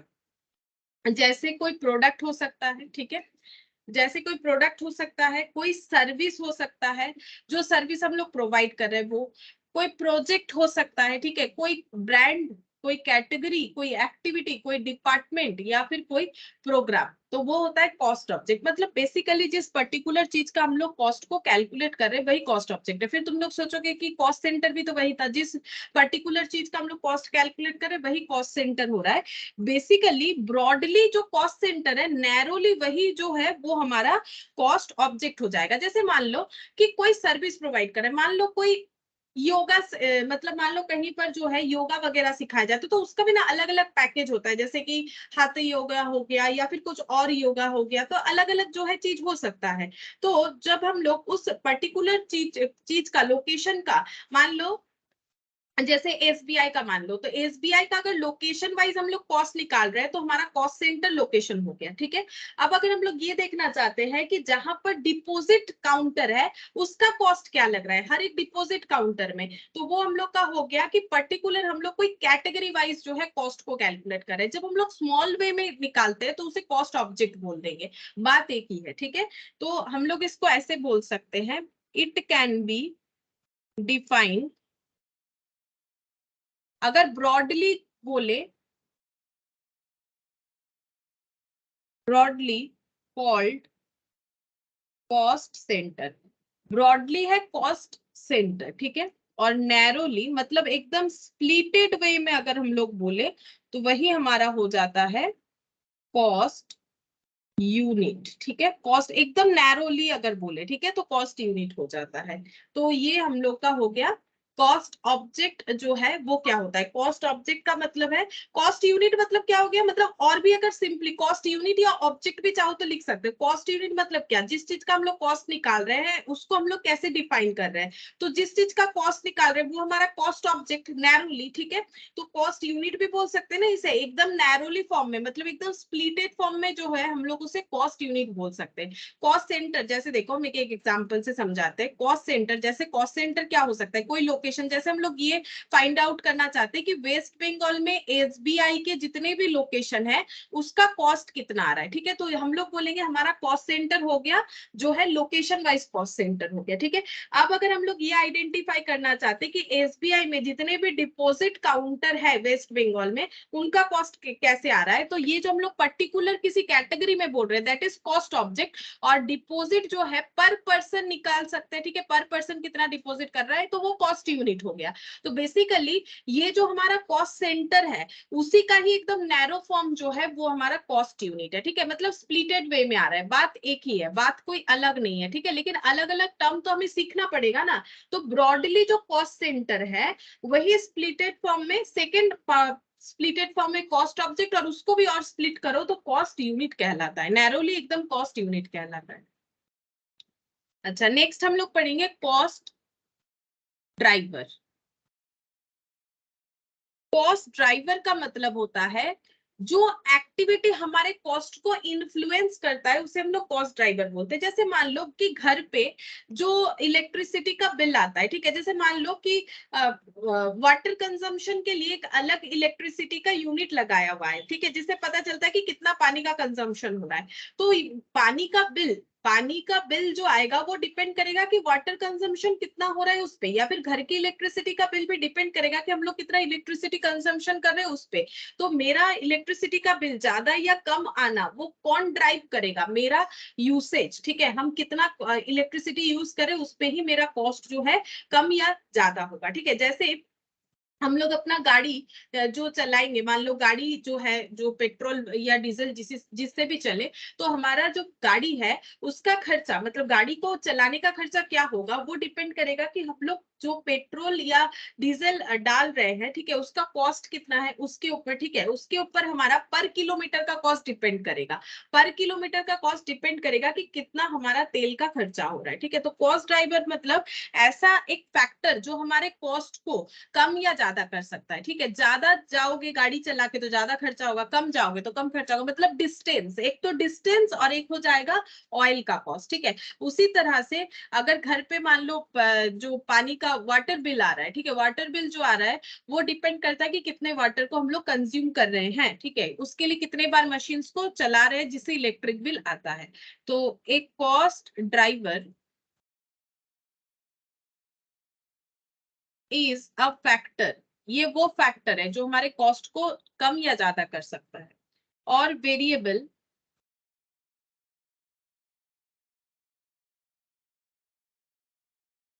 Which affect level of cost, मतलब कॉस्ट का लेवल ज्यादा या कम इसको इफेक्ट करेगा, ये ऐसा एक फैक्टर है। Generally it is an activity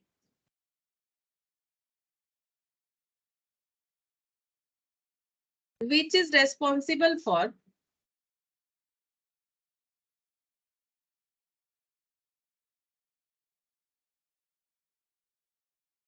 cost incurred। मतलब बेसिकली ये कोई एक्टिविटी होता है, जैसे मैंने बोला कि अगर हमें पानी चाहिए तो हम लोग जो है पंप चलाएंगे तो इलेक्ट्रिसिटी का बिल आएगा, तो ये एक एक्टिविटी हो गया ना जो हमारे कॉस्ट को इनकट करने के लिए रेस्पॉन्सिबल होता है, ठीक है। तो ये हो गया कॉस्ट ड्राइवर, ठीक है, ये हो गया हम लोग का कॉस्ट ड्राइवर। और अगर इसका एक एग्जाम्पल लिखना चाहो तो लिख सकते हो कॉस्ट ड्राइवर का example.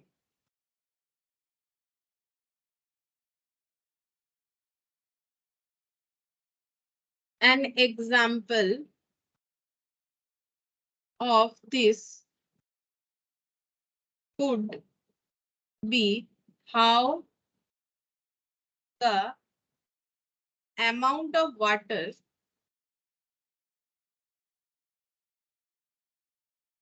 your office uses in a month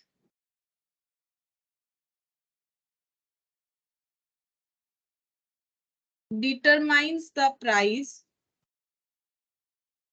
of your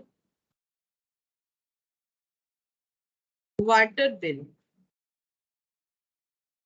The unit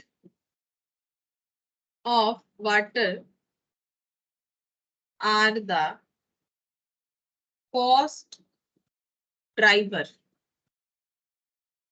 and the water bill is the cost, ठीक है। एग्जाम्पल कि an example of this could be ये ऐसा कोई एग्जांपल हो सकता है, how the amount of water your office uses, office में कितना पानी यूज होता है इन ए मंथ, कोई भी एक मंथ में, that determines the price of your water bill, जिससे ये डिटरमाइन होता है कि हमारे पानी का बिल कितना आएगा या बिजली का बिल कितना आ सकता है। The unit of water are the cost driver, कितना यूनिट पानी कंजम्पशन कर रहे हैं, यूनिट मतलब पानी जैसे यहाँ लीटर वगैरह में हो जाएगा, ठीक है। या फिर अगर कोई जो है पर्टिकुलर कोई जो है टैंक यूज होता है, तो टैंक के हिसाब से 1 टैंक वाटर यूज होता है पर डे बेसिस या 2 टैंक, ठीक है, कितने लीटर का टैंक है। तो unit of water are the cost driver and the water bill is the cost, ठीक है। अच्छा, नेक्स्ट हम लोग कॉस्ट ड्राइवर के बाद पढ़ेंगे cost control.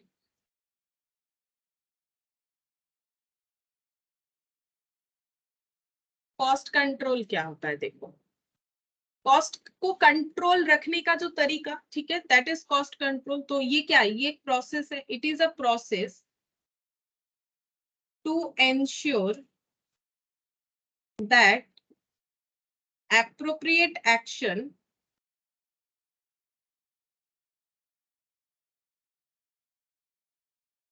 is taken if cost exceed estimated or actions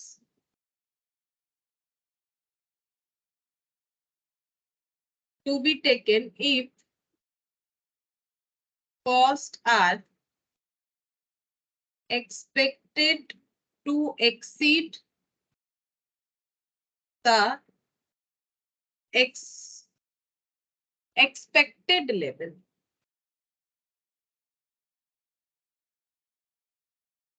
क्या बोला है, देखो, कॉस्ट कंट्रोल करने का मतलब है कॉस्ट जो भी है उसे हमें कंट्रोल में रखना है। ये एक ऐसा प्रोसेस है जिससे हम लोग ये इंश्योर कर सकते हैं दैट एप्रोप्रिएट एक्शन लिया जाएगा इफ कॉस्ट एक्सीड एस्टिमेटेड और actions to be taken if cost are expected to exceed the expected level, ठीक है।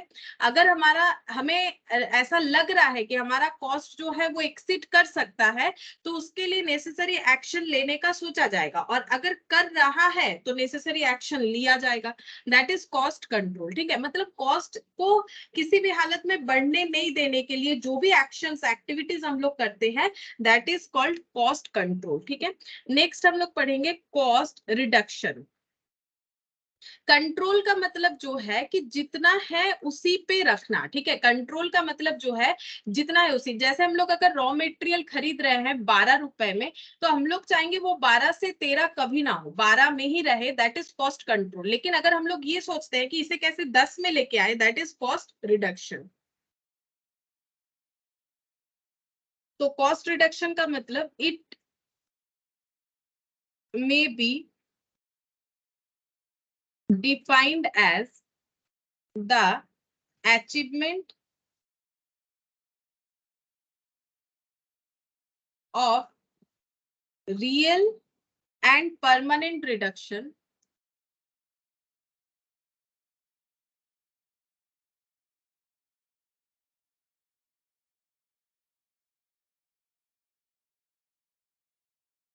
in the unit cost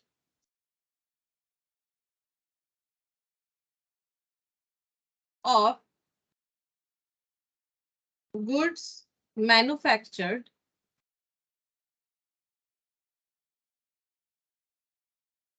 or service rendered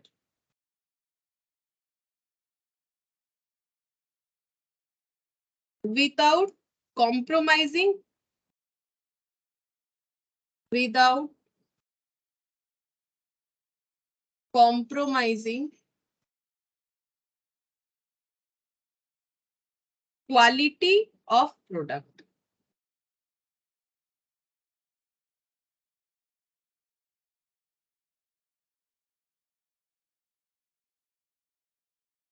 देखो क्या लिखा है मैंने, it may be defined as the achievement of real and permanent reduction, ठीक है।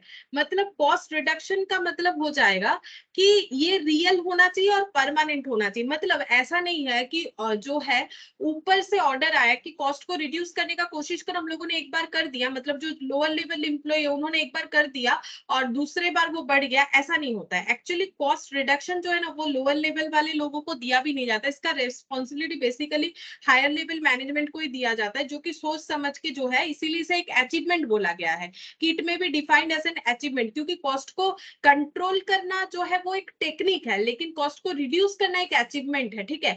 मतलब रिड्यूस कर पाना कोई आसान तरीका नहीं है, कंट्रोल करना है फिर भी आसान है, लेकिन रिड्यूस करवाना इतना आसान नहीं है, वो भी क्वालिटी को मेंटेन करते हुए। It may be defined as the achievement, इसीलिए इसे अचीवमेंट बोला जाता है of real and permanent reduction.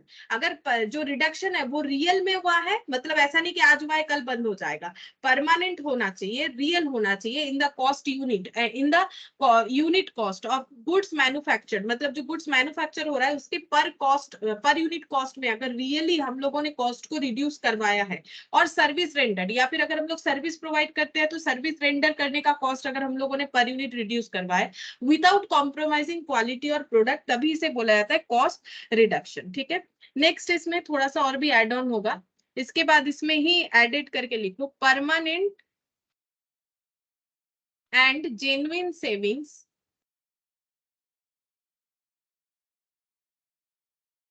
Savings in cost. तो ऑब्वियसली ये कॉस्ट रिडक्शन परमानेंट होना चाहिए और जेन्युइन सेविंग्स भी होगा इससे हमारे कॉस्ट में, ठीक है। Genuine savings in the cost manufacture administration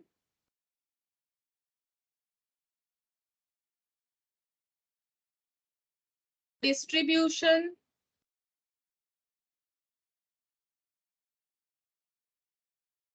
and selling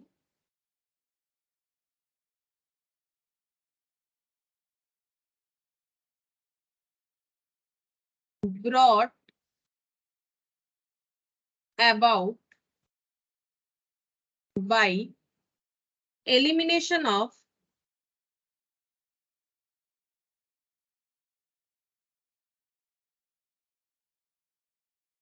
wasteful and inessential element। ये लास्ट का लाइन मैंने क्या लिखा है, लास्ट का लाइन लिखा है permanent and genuine savings in cost. अगर हम लोग अपने कॉस्ट में परमानेंट तरीके से और जेन्युइन तरीके से सेविंग्स कर सकते हैं, वो कॉस्ट में, मतलब मैन्युफैक्चरिंग कॉस्ट में हो या एडमिनिस्ट्रेशन के कॉस्ट में हो या डिस्ट्रीब्यूशन के कॉस्ट में हो या सेलिंग के कॉस्ट में हो, ठीक है। ये कैसे कर सकते हैं, brought about by elimination of wasteful and inessential element. ये हम लोग कैसे कर सकते हैं, हम लोग इस वेस्टफुल और इनएसेंशियल एलिमेंट्स को जो है वो जो है आउट करके कर सकते हैं। मतलब जो हमारा अननेसेसरी आइटम है, जो हमारा वेस्टफुल आइटम है, उसे एलिमिनेट करके हम लोग परमानेंट और जेन्युइन वे में सेविंग्स कर सकते हैं कॉस्ट में, चाहे वो मैन्युफैक्चरिंग के केस में हो, एडमिनिस्ट्रेशन के केस में हो या सेलिंग डिस्ट्रीब्यूशन। जैसे अगर हम लोग कोई ऐसा रॉ मटेरियल यूज कर रहे हैं जो हमारे लिए इन एसेंशियल है, या फिर हम लोग स्किल्ड लेबर को अनस्किल्ड में, अनस्किल्ड को स्किल्ड में कर रहे हैं, तो वो भी तो हमें देखना पड़ेगा कि हम लोग सही तरीके से रिसोर्स को यूटिलाइज कर पा रहे कि नहीं कर पा रहे, या वेस्ट कर दे रहे हैं, ठीक है। तो ये सारी चीजों को, अगर कुछ वेस्टफुल हो रहा है तो उसे एलिमिनेट करना है, अगर कुछ इन एसेंशियल आइटम है तो उसे एलिमिनेट करना है, तब हम लोग परमानेंट और जेन्युइन तरीके से कॉस्ट को रिड्यूस कर पाएंगे, ठीक है। नेक्स्ट हम लोग पढ़ेंगे cost allocation.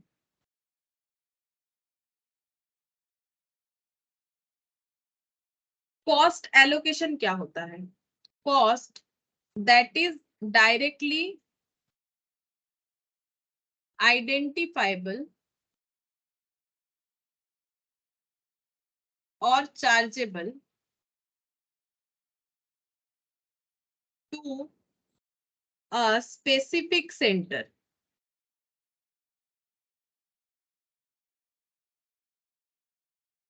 is charged to that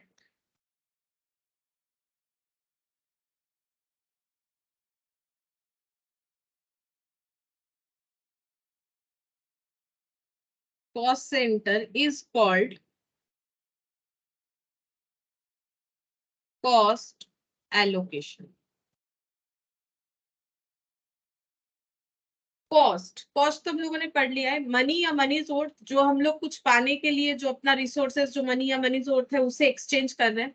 cost that is directly identifiable और chargeable to a specific cost centre. और कॉस्ट सेंटर का मतलब क्या था, जिस चीज का हम लोग कॉस्ट निकाल रहे हैं वो कोई लोकेशन हो सकता है, वो कोई इक्विपमेंट हो सकता है, वो कोई पर्सन हो सकता है. ठीक है, कॉस्ट जो हम लोग डायरेक्टली कोई कॉस्ट सेंटर में चार्ज कर सकते हैं उसे हम लोग बोलते हैं, कॉस्ट को हम लोग क्या कर रहे हैं, एलोकेट कर रहे हैं. ठीक है, जैसे कि एक एग्जांपल के तौर पे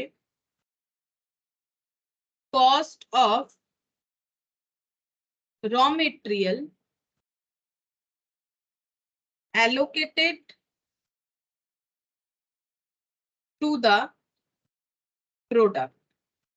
ठीक है, जो प्रोडक्ट हम लोग बना रहे हैं उस प्रोडक्ट का रॉ मटेरियल का कॉस्ट, जैसे कि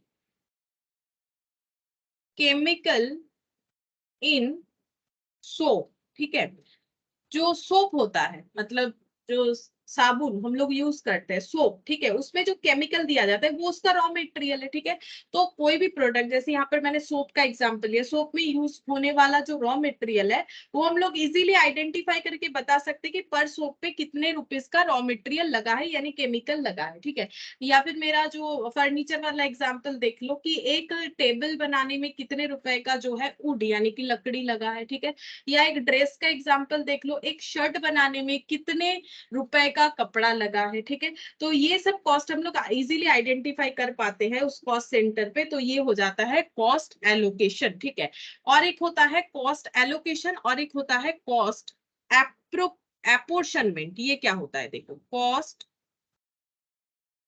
एपोर्शनमेंट. कॉस्ट एलोकेशन मतलब जो हम लोग प्रोडक्ट में इजीली आइडेंटिफाई कर पाते हैं उसे हम लोग बोलते हैं कॉस्ट एलोकेशन. ठीक है, और कॉस्ट एपोर्शनमेंट का मतलब क्या होता है, जब डायरेक्टली हम लोग आइडेंटिफाई नहीं कर पाएंगे कोई स्पेसिफिक कॉस्ट सेंटर में, तब हम लोग उसे क्या करते हैं, प्री डिटरमाइंड बेसिस पे अप्लाई करते हैं. That is called cost apportionment. बताते क्या होता है, पहले लिखवा देते हैं. When cost can't be directly identifiable to a specific cost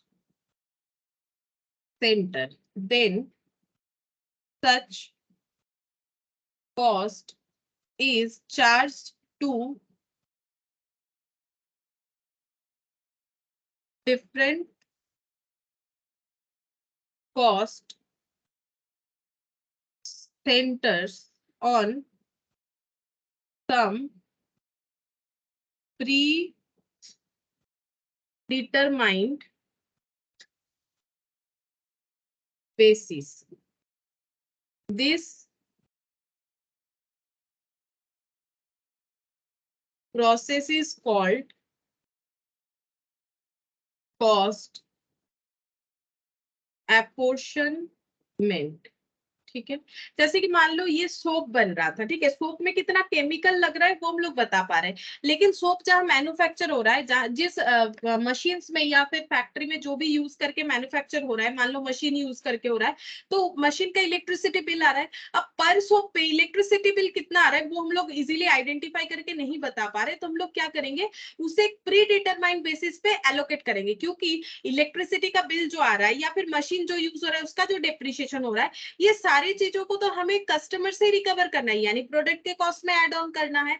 तो हम लोग क्या करेंगे, उस कॉस्ट को एलोकेट करने की जगह एपोर्शन कर देंगे. एपोर्शन का मतलब है बांट देना. ठीक है, अब बांटा कब जाता है, खर्चे को बांटा तब जाता है जब हम लोग ये समझ नहीं पाते हैं कि खर्चा एग्जैक्टली कहाँ कहाँ हुआ है, तब हम लोग क्या करते हैं, खर्चे को डिस्ट्रीब्यूट कर देते हैं. तो when cost can't be directly identifiable to a specific cost centre, जब स्पेसिफिक कॉस्ट सेंटर में आइडेंटिफाई नहीं कर पा रहे, then such cost is charges to different cost centre on some predetermined basis.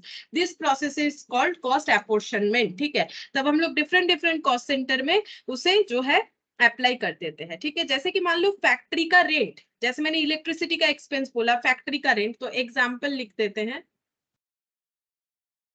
Factory rent is apportioned to different division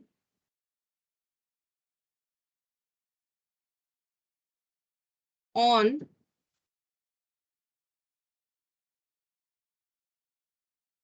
basis of area. Area basis पे क्या होता है, हम लोग फैक्ट्री रेंट को डिस्ट्रीब्यूट कर सकते हैं। ये मैंने एक एग्जांपल लिया, ठीक है। और होता है electricity expense apportion to different division on the basis of number of light point, ठीक है। कभी कभी लाइट पॉइंट बेसिस पे जो है इलेक्ट्रिसिटी के एक्सपेंसेस को अपोर्शन कर दिया जाता है, कि हमें ये नहीं समझ में आ रहा है कि जब सोप बन रहा है तो कितना जो है पर सोप पे इलेक्ट्रिसिटी का बिल आ रहा है। तो हम लोग ये देखेंगे फैक्ट्री में कितने सारे लाइट पॉइंट है, तो इसका मतलब फैक्ट्री का बिल इतना आ रहा है, ठीक है। अब मान लो प्रोडक्शन डिपार्टमेंट है, परचेज डिपार्टमेंट, ये सब अलग अलग डिपार्टमेंट है, या फिर मान लो फैक्ट्री का ही अलग अलग डिवीजन है, A B C D E, ठीक है। तो हम लोग जहां पर जितना लाइट पॉइंट है उस हिसाब से इलेक्ट्रिसिटी मान लो एक ही जगह पे आ रहा है। ये एक बिल्डिंग बना हुआ है, इसमें दो डिपार्टमेंट है, डिपार्टमेंट A डिपार्टमेंट B, लेकिन इलेक्ट्रिसिटी बिल एक ही जगह पे आता है, पूरे इस बिल्डिंग का आता है, ठीक है। अब A और B में कितना इलेक्ट्रिसिटी बिल को डिवाइड करें, कैसे करेंगे पता नहीं चल रहा है। तो हम लोग देखेंगे कि इनका कितना लाइट पॉइंट है, इनका मान लो 2 लाइट पॉइंट है, इनका मान लो 3 लाइट पॉइंट है। तो हम लोग इसको 2:3 में इलेक्ट्रिसिटी बिल को डिस्ट्रीब्यूट कर देंगे, ठीक है। इसे बोला जाता है कॉस्ट को एलोकेट सॉरी एपोर्शन करना। एपोर्शन का मतलब है बांटना, एलोकेट मतलब डायरेक्टली चार्ज करना। अगर मान लो जैसे मैंने अभी जो एग्जांपल लिया, अगर सेपरेट मीटर बैठा हुआ है, इसका अलग इलेक्ट्रिक मीटर है, इसका अलग इलेक्ट्रिक मीटर है, इसका बिल आया 5,000 रुपए, इसका बिल आया 7,000 रुपए, तो ये हम लोग बोलेंगे इसी का 5 इसी का 7, इसमें तो और बांटने का कोई जरूरत नहीं है, एलोकेट हो जाएगा क्योंकि हमें पता है कि कितना है। लेकिन अगर ऐसा फैसिलिटी नहीं है, इन दैट केस हमें क्या करना पड़ेगा, टोटल बिल को डिस्ट्रीब्यूट करना पड़ेगा, जिसे बोला जाता है कॉस्ट को एपोर्शन करना, ठीक है। नेक्स्ट हम लोग पढ़ेंगे कॉस्ट का एब्जॉर्प्शन। कॉस्ट का एब्जॉर्प्शन का मतलब है कॉस्ट को कहां पर हम लोग जो है एब्जॉर्ब करवाए, तो ऑब्वियसली प्रोडक्ट में एब्जॉर्ब करवाएंगे, ठीक है। तो यहां पर लिखेंगे डिस्ट्रीब्यूशन ऑफ इनडायरेक्ट कॉस्ट, क्योंकि डायरेक्ट तो इजीली एब्जॉर्ब हो जाएगा। Indirect cost to the final product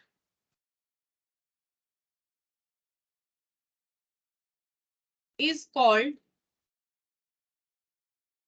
cost absorption. जैसे मैंने बोला कि अगर हम लोग सोप बना रहे हैं तो हमें पता है कि एब्जॉर्प्शन, ठीक है, हमें पता है कि कितना हमें केमिकल चाहिए पर सोप मैन्युफैक्चरिंग करने पे, ठीक है। लेकिन इलेक्ट्रिसिटी बिल को हमें बांटना पड़ रहा है फैक्ट्री डिवीजन में, फिर जिस फैक्ट्री में जितना सोप बन रहा है उसमें बांट देंगे। तो इनडायरेक्ट कॉस्ट मतलब जो इजीली आइडेंटिफाइबल नहीं होता है, वो सारे कॉस्ट को जब हम लोग फाइनल प्रोडक्ट में चार्ज करते हैं अलग अलग मेथड से, बहुत सारे मेथड होते हैं जो हम लोग ओवरहेड कॉस्टिंग में पढ़ते हैं, तो इसे बोला जाता है कॉस्ट एब्जॉर्प्शन। अब कुछ मेथड्स होता है उसका नाम भी हम लिखवा देते हैं, जो कि हम लोग ओवरहेड कॉस्टिंग में डिटेल्स में पढ़ते हैं, ठीक है। मेथड्स में जैसे percentage of direct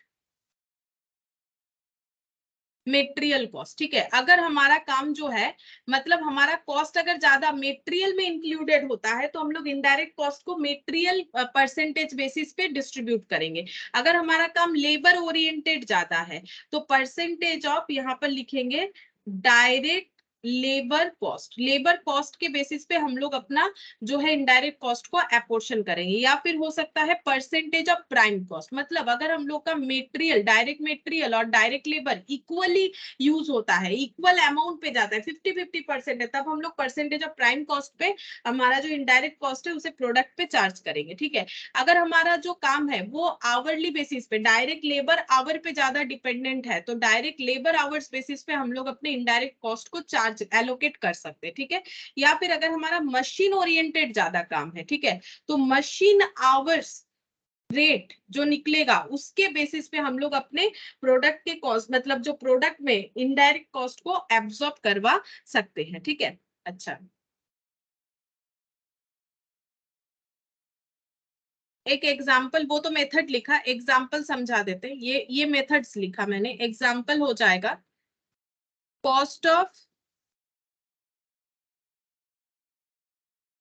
indirect material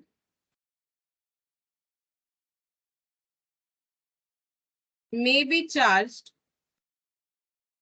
on percentage of direct material cost. ठीक है, इनडायरेक्ट मटेरियल कॉस्ट को डायरेक्ट मटेरियल पे हम लोग जो है चार्ज कर सकते हैं। ठीक है, नेक्स्ट हम लोग पढ़ेंगे कन्वर्जन कॉस्ट। कन्वर्जन कॉस्ट का मतलब जो रॉ मटेरियल से फिनिश गुड्स बनता है, तो रॉ मटेरियल से लेके फिनिश गुड्स तक पहुंचने के लिए जो भी कॉस्ट हमारा इनकर्ड होता है उसे हम लोग बोलते हैं कन्वर्जन कॉस्ट। तो cost of converting raw material to finished goods, shortcut में लिख दिया, raw material to finished goods is called conversion cost. It includes direct labor,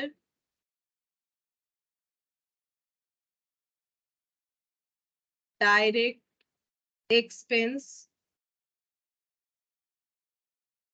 indirect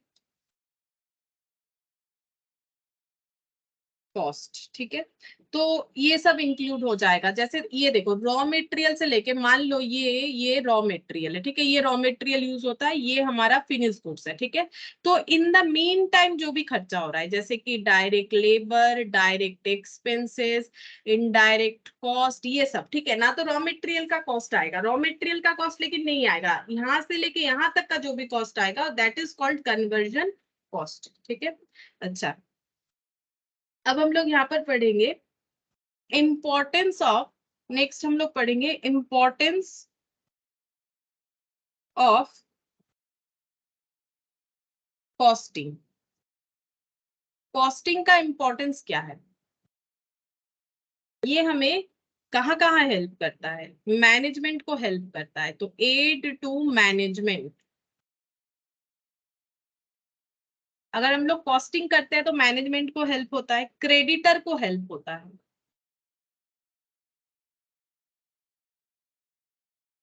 employees को हेल्प होता है,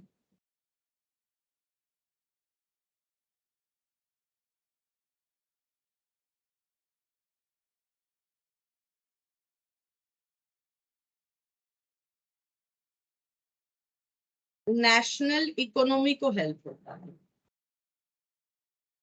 तभी तो कॉस्टिंग को लाया गया। ठीक है, कॉस्टिंग किसी भी चीज का अगर हम लोग कॉस्टिंग करते हैं तो मैनेजमेंट को, उस ऑर्गेनाइजेशन के मैनेजमेंट को हेल्प होता है, रिलेटेड क्रेडिटर को, एम्प्लॉय को, नेशनल इकोनॉमी में भी हेल्प होता है। ठीक है, तो इम्पोर्टेंस ऑफ कॉस्टिंग एक छोटा सा पॉइंट ये आ सकता है कभी कभी थियोरेटिकली हम लोग को। अच्छा, नेक्स्ट हम लोग पढ़ेंगे objective of cost and management accounting. Objective of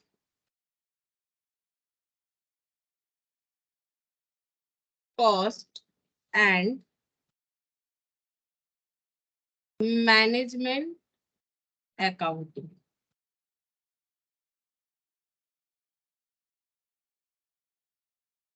पहला, to ascertain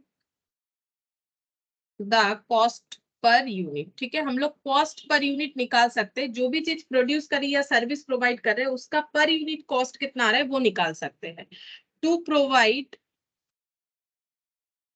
analysis of cost, cost का एनालिसिस हम लोग दे सकते हैं कि डायरेक्ट कॉस्ट, जैसे एनालिसिस मतलब कौन से सेक्टर में कैसे खर्चा हुआ। ठीक है, फंक्शनल बेसिस पे एनालिसिस हो सकता है, एलिमेंट बेसिस पे कि फैक्ट्री का खर्चा कितना, एडमिनिस्ट्रेशन का कितना।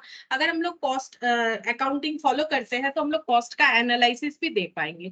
To disclosure sources of wastage. ठीक है, अगर कुछ वेस्टेज हो रहा है तो उसका रिसोर्स क्या है वो भी हम लोग आइडेंटिफाई कर पाते हैं। To provide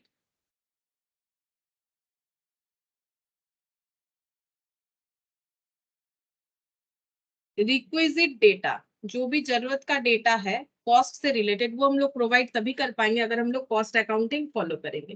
to ascertain the profitability,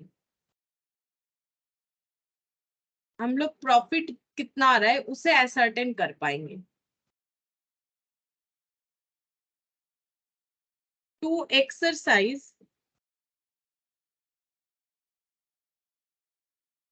effective control. हम लोग कंट्रोल कर सकते हैं, अगर कॉस्ट अकाउंटिंग मेंटेन करेंगे तो हमारे कॉस्ट पे कंट्रोल कर सकते हैं। To exercise effective control on cost, ठीक है। To reveal sources of economy. हम लोग सोर्सेस ऑफ इकोनॉमी को जो है वो रिवील कर सकते हैं। टू एडवाइज मैनेजमेंट, हम लोग मैनेजमेंट को एडवाइस दे सकते हैं ताकि वो अपना डिसीजन ले सके, नया नया पॉलिसी बना सके। Present and interpret data for management, present and interpret data for management. To help in preparation of budget, to help in preparation of budget, budget बनाने में हेल्प करता है। इंसेंटिव बोनस प्लान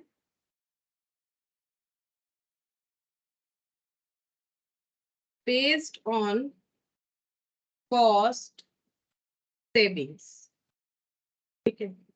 कितना कॉस्ट हमारा बच रहा है उसके बेसिस पे हम लोगों को अगर एम्प्लॉय को इंसेंटिव देना है तो कितना दे सकते हैं, बोनस देना है तो कितना दे सकते हैं, वो सारी चीजों को प्लान कर सकते हैं। तो ये कुछ पॉइंट मैंने लिखा है, जितना याद रख सकते हो देखो, सभी प्रैक्टिकली हम लोग करते हैं तो याद रखना कोई मुश्किल बात नहीं है। तो objective of cost and management, cost accounting का भी ऑब्जेक्टिव लिखवाया है मैंने, इसमें मैनेजमेंट अकाउंटिंग का भी ऑब्जेक्टिव लिखवाया है, ठीक है। अच्छा, फिर नेक्स्ट हम लोग लिखेंगे factors to be considered before installation of cost accounting system. अगर हम लोग कॉस्ट अकाउंटिंग सिस्टम अपने बिजनेस ऑर्गेनाइजेशन में इंस्टॉल करना चाहते हैं तो हमें क्या क्या चीजों पे ध्यान रखना चाहिए, क्या क्या फैक्टर को कंसीडर करने के बाद ही हमें वो इंस्टॉल करना चाहिए। तो पहले हमें पता करना पड़ेगा क्या हमारे जो ऑर्गेनाइजेशन है उसके लिए क्या जरूरी है हमारा कॉस्ट अकाउंटिंग सिस्टम। अगर जरूरी है तभी हमें इंप्लीमेंट करना चाहिए, अदरवाइज नहीं तो वेस्टेज होगा ना। know the objective of organization to install such system. हमें पहले ये पता करना पड़ेगा कि ऐसे सिस्टम को इंस्टॉल करने के लिए हम क्यों हम लोग करना चाहते हैं, हमारे ऑर्गेनाइजेशन का ऑब्जेक्टिव क्या है। Know the nature of product, know the nature of product and industry in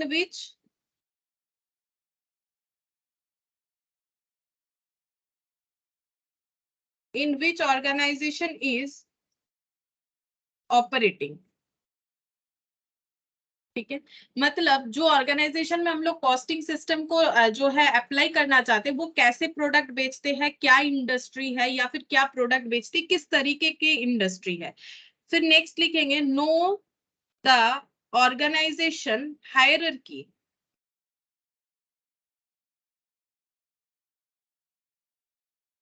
and their need of information, ठीक है। मतलब कॉस्ट अकाउंटिंग फॉलो करके तो उन्हें जो इंफॉर्मेशन तो मिलेगा, लेकिन हायरार्की क्या है, कैसे करके हायरार्की है, मतलब टॉप लेवल मैनेजमेंट कौन है, नेक्स्ट लेवल मैनेजमेंट, एकदम जो है लोअर लेवल मैनेजमेंट क्या है, इनका हायरार्की क्या है, इनको इंफॉर्मेशन किस तरह से जरूरत होगा, ठीक है। उसके बेसिस पे ही हम लोग जो है कॉस्ट अकाउंटिंग सिस्टम को इंस्टॉल करवाएंगे। तो इंस्टॉल करने के पहले ये सारी चीजों को ध्यान रखना चाहिए। फिर known the production process, know the production process, production process क्या है, जिस ऑर्गेनाइजेशन में कॉस्टिंग सिस्टम अप्लाई करना चाहते हैं या इंस्टॉल करना चाहते हैं वो पता करना पड़ेगा। फिर हो जाएगा synchronisation of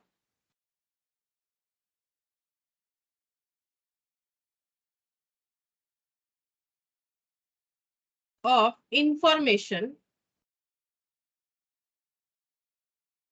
required in different department. एक डिपार्टमेंट के साथ दूसरे डिपार्टमेंट का जो इंफॉर्मेशन का लेन देन होता है उसमें कितना सिंक है, ठीक है, मतलब कितने रिलेटेड है। Synchronisation of information required in different department, अलग अलग डिपार्टमेंट में कितना सिंक है वो भी हमें पता करना पड़ेगा। फिर नेक्स्ट हो जाएगा methods of maintenance of cost record. जो कॉस्ट रिकॉर्ड प्रोवाइड किया जाएगा वो कैसे मेंटेन होता है। Method of maintenance, maintenance spelling गलत,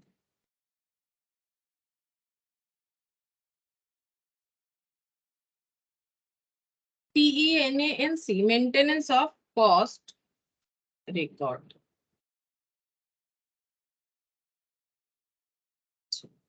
ये हो गया हम लोग का फैक्टर्स जो हमें कंसिडर करना चाहिए अगर हम लोग कॉस्ट अकाउंटिंग सिस्टम कहीं पर भी अप्लाई करना चाहते हैं। फिर लिमिटिंग या फिर limitation, limitation of cost accounting.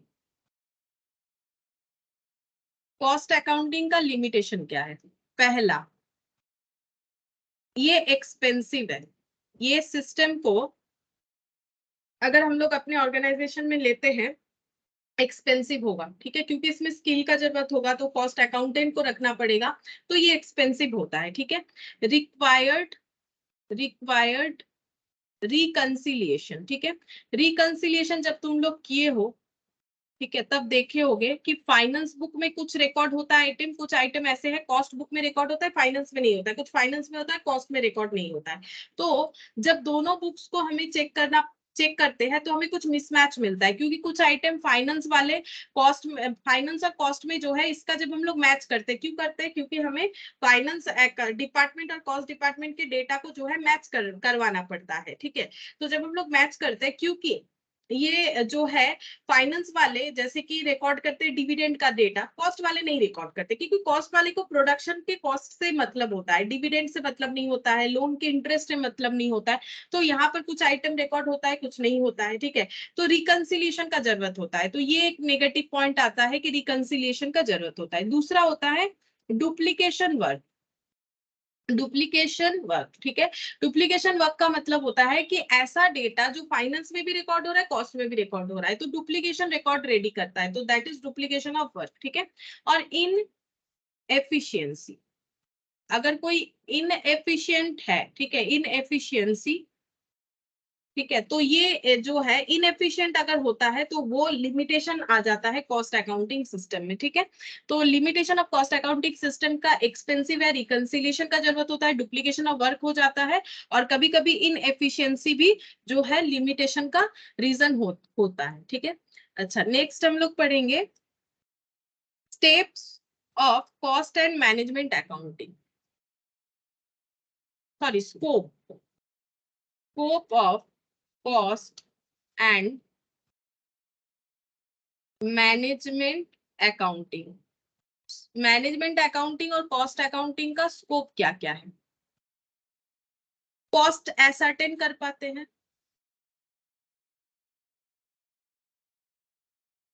दूसरा helpful in internal management, internal management यानी इंटरनल कंट्रोल में हमें हेल्प करता है। नेक्स्ट है formation of rules and regulation,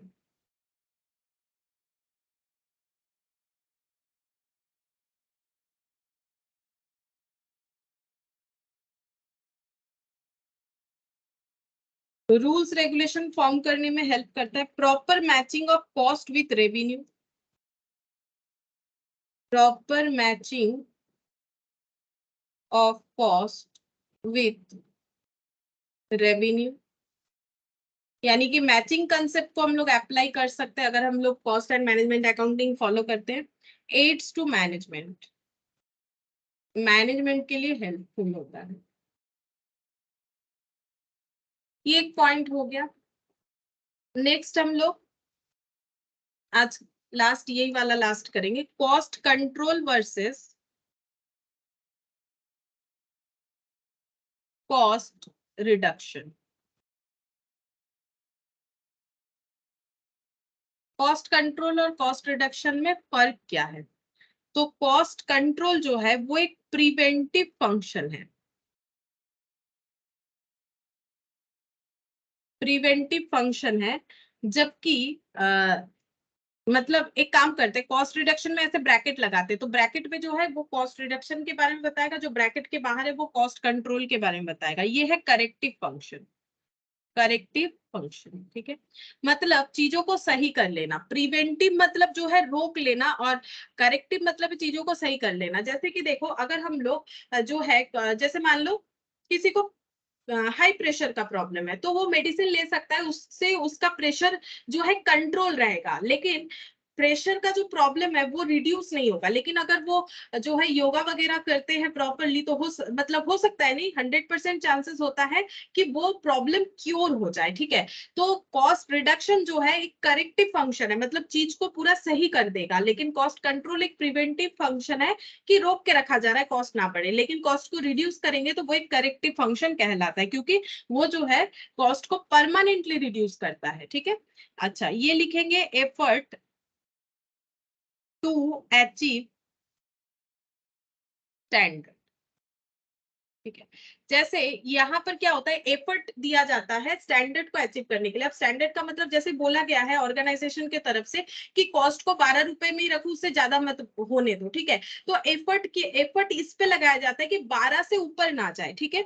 लेकिन ये क्या है, ये एक अचीवमेंट है, इट इज एन अचीवमेंट, ठीक है। थोड़ी देर पहले भी इसके बारे में मैंने बताया था, ये एक अचीवमेंट है। क्यों? क्योंकि यहाँ पर हम लोग अपने कॉस्ट को रिड्यूस करवा देते हैं, ठीक है, रिड्यूस कर देते हैं।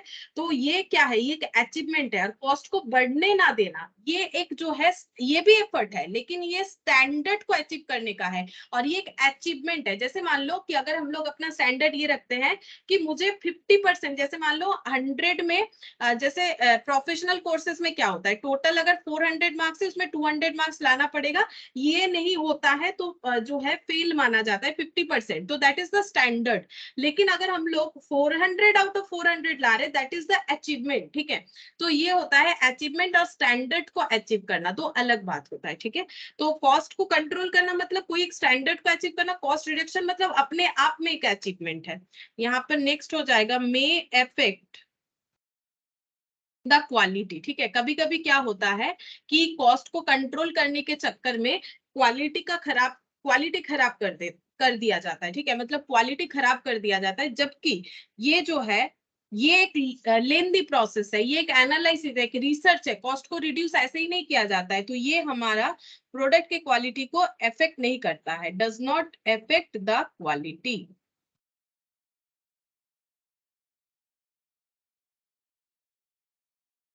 इट इज अ रूटीन, ठीक है, ये डेली बेसिस पे होता है। It is a evolution of new things, मतलब ये एक रिसर्च है ना, कि हम लोग मतलब एक नए चीज का हम लोग जो है ढूंढ पाते हैं नए चीज को, कि क्योंकि कॉस्ट को अगर रिड्यूस करना है तो कुछ हटके सोचना पड़ेगा कि कहाँ ऐसा रॉ मटेरियल मिलता होगा सस्ते में, अच्छा, जो ट्रांसपोर्टेशन कॉस्ट भी हमारा कम पड़े, ओवरऑल हमारा कॉस्ट रिडक्शन हो, ठीक है। तो it is evolution of new things और न्यू वेज, ठीक है। तो ये नए सोच का जन्म देता है, जो हम लोग कॉस्ट रिडक्शन का सोचते हैं। लेकिन जब हम लोग कॉस्ट कंट्रोल का सोचते हैं, तो ये हमें एक रूटीन काम करवाता है। जैसे मैंने बोला, अगर तुम लोग सिर्फ सोचोगे कि पास करना है तो रूटीन वाइज पढ़ोगे, लेकिन अगर सोचोगे कि कुछ अचीवमेंट लेना है, मुझे कुछ अलग, मतलब मुझे कोई रैंक करना है, मुझे कुछ स्पेशल करना है, समथिंग कुछ करना है, तो मतलब वो क्या होता है, उसमें कुछ तुम लोग नया ही चीज ढूंढ लोगे कि क्या किए, फिर तुम लोग का कहानी लोग सुनेगा, ठीक है। ये मैंने एक एग्जाम्पल दिया, ठीक है। इसका मतलब हम ये नहीं बोलना चाहते हैं कि मतलब रैंक करना ही सब कुछ है, ऐसा नहीं है। हम जस्ट एक एग्जाम्पल दे रहे हैं, ठीक है। ये एक रूटीन जॉब होता है, लेकिन ये एक जो है नए चीजों का सोच होता है, ठीक है। एट एग्जीक्यूटिव लेवल, ये काम जो है एग्जीक्यूटिव लेवल पे किया जाता है, ठीक है, जो कि कॉस्ट कंट्रोल का काम होता है। और ये हाई लेवल पे होता है। हाई लेवल इम्प्लॉई जो है, हाई लेवल या टॉप मैनेजमेंट जो है, वो कॉस्ट रिडक्शन से रिलेटेड काम करते हैं, ठीक है। इसीलिए वो रिसर्च वगैरह भी करते हैं, जिससे वो ढूंढ पाते हैं कि किस तरह से प्रैक्टिकली क्वालिटी को रिड्यूस किए बिना कॉस्ट को रिड्यूस कर लेंगे, ठीक है, और क्वालिटी भी हमारा हैम्पर ना हो। इसीलिए इनका काम जो है अचीवमेंट होता है, और ये करेक्टिव फंक्शन होता है। लेकिन एग्जीक्यूटिव लेवल पे जो रहते हैं ना, वो इतना एफर्ट नहीं देना चाहते, वो रूटीन जॉब करते हैं। इसीलिए वो कभी कभार अपना अचीव स्टैंडर्ड का जो है, स्टैंडर्ड को अचीव करने के चक्कर में क्वालिटी खराब कर देते हैं। और ये जो कॉस्ट कंट्रोल है, ये एक प्रिवेंटिव फंक्शन इसीलिए कहलाता है, क्योंकि ये लॉन्ग टर्म में जाके हो सकता है कि ना चले, ठीक है। क्योंकि प्रिवेंट कितने दिन करेंगे, ठीक है, आगे जाके जैसे मान लो किसी को बीपी का प्रॉब्लम है, दवा ले रहा है, फिर उसके बाद दवा का डोज बढ़ते जाएगा, ठीक है। अगर हम लोग करेक्टिव फंक्शन, मतलब बेसिकली अगर हम लोग उसे अंदर से नहीं ठीक करना चाहेंगे, तो वो ज्यादा दिन जो है प्रिवेंट नहीं होता है, वो दिन ब दिन जो है बढ़ता ही जाता है, ठीक है। तो ये हम लोग का हो गया कुछ जो है पॉइंट, जो भी मतलब बेसिकली देखो, कॉस्ट पढ़ने में हमें क्या क्या पता करना चाहिए और क्या क्या टर्म होता है, वो सारे जितने भी प्रोबेबल टर्म है मैंने लिखवा है, ठीक है। और नेक्स्ट 2 क्लास लगेगा आई थिंक ये सारे बेसिक्स को कंप्लीट करने के लिए, ठीक है। तो आज इतना ही करते हैं।